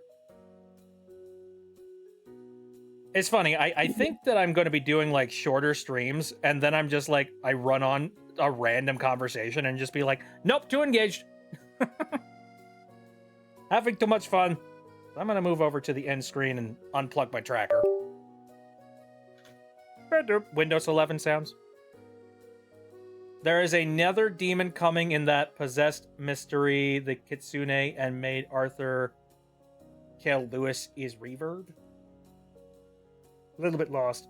Sci-Fi says, it's been a blast hanging out with you guys and chatting. Catch you later. Thanks for coming in, Sci-Fi. Mystery Skulls. Oh, yeah. Mystery Skulls animated. It's actually been a while since I rewatched. I should go and rewatch all of them now. Yeah, I don't... Where did the story leave off? Like, what? The ending of the last one was like... I think it was the mystery, the Kitsune dog, like, actually going, like, full yokai monster mode. I think that's where it left off. I don't know. It's been so long. I need to rewatch them. But yeah, I hope someday soon, finally, I think their original plan was to... I remember, like, seeing on the producer's blog that it's like, the original plan was to release episode 5, or the final video, for the 10th anniversary last year, but that, like, didn't work out. I think because, I'm not 100% sure on this. This might just be a rumor, so take it with a grain of salt, but, like, one of the main people, like, working on the project, aside from like it's all produced by this guy Ben, who I actually met at a con. He's really cool. But like one of the other like main people on the project aside from him, was not. They were not a good person to work with, so they ended up getting like removed from the project, and that set them back really, really badly. I don't know how true that is, but that if that is the case, then that would make sense why it's taking like 4 years, 4+ years to do the final video. So Yeah, if I that hope is the they're- case, I feel for him. Yeah, I'm really sorry that really that that's sucks. happening. Yeah, if that is true, that really sucks. But yeah, it is still planned that they are gonna make the fifth and final video eventually, hopefully. So I really want to see how the story ends. It's a neat little like crazy twist on a Scooby-Doo type thing. Like Zoinks. It's like imagine like Scooby-Doo, but if Fred died and became a ghost. And Which, then all let's be kinds of real, crazy shit that's what happened, and, actually would happen in Scooby-Doo if, like, it was realistic. yeah. Like, some idiot would have, fallen down and cracked their skull in a mansion and just... Brr. Anyways. Yes, I'm gonna start wrapping some things up. Just a reminder for what I've got lined up. Again, gonna be playing some more Pac-Man World 2 on Wednesday. And then I'm still playing through Silksong and enjoying myself very much. If you want to see me either succeed gloriously or fail miserably, that's a really good stream to join up on. Anyway, I'm gonna go. Thank you guys very much for coming out and chatting in the chat. I appreciate it. Yeah. No problem. Glad I could come in and chat for a bit. Yeah, I hope you guys have a good night. See ya. You too. Good night, Bit. Yeah. Good night, everybody. Good night.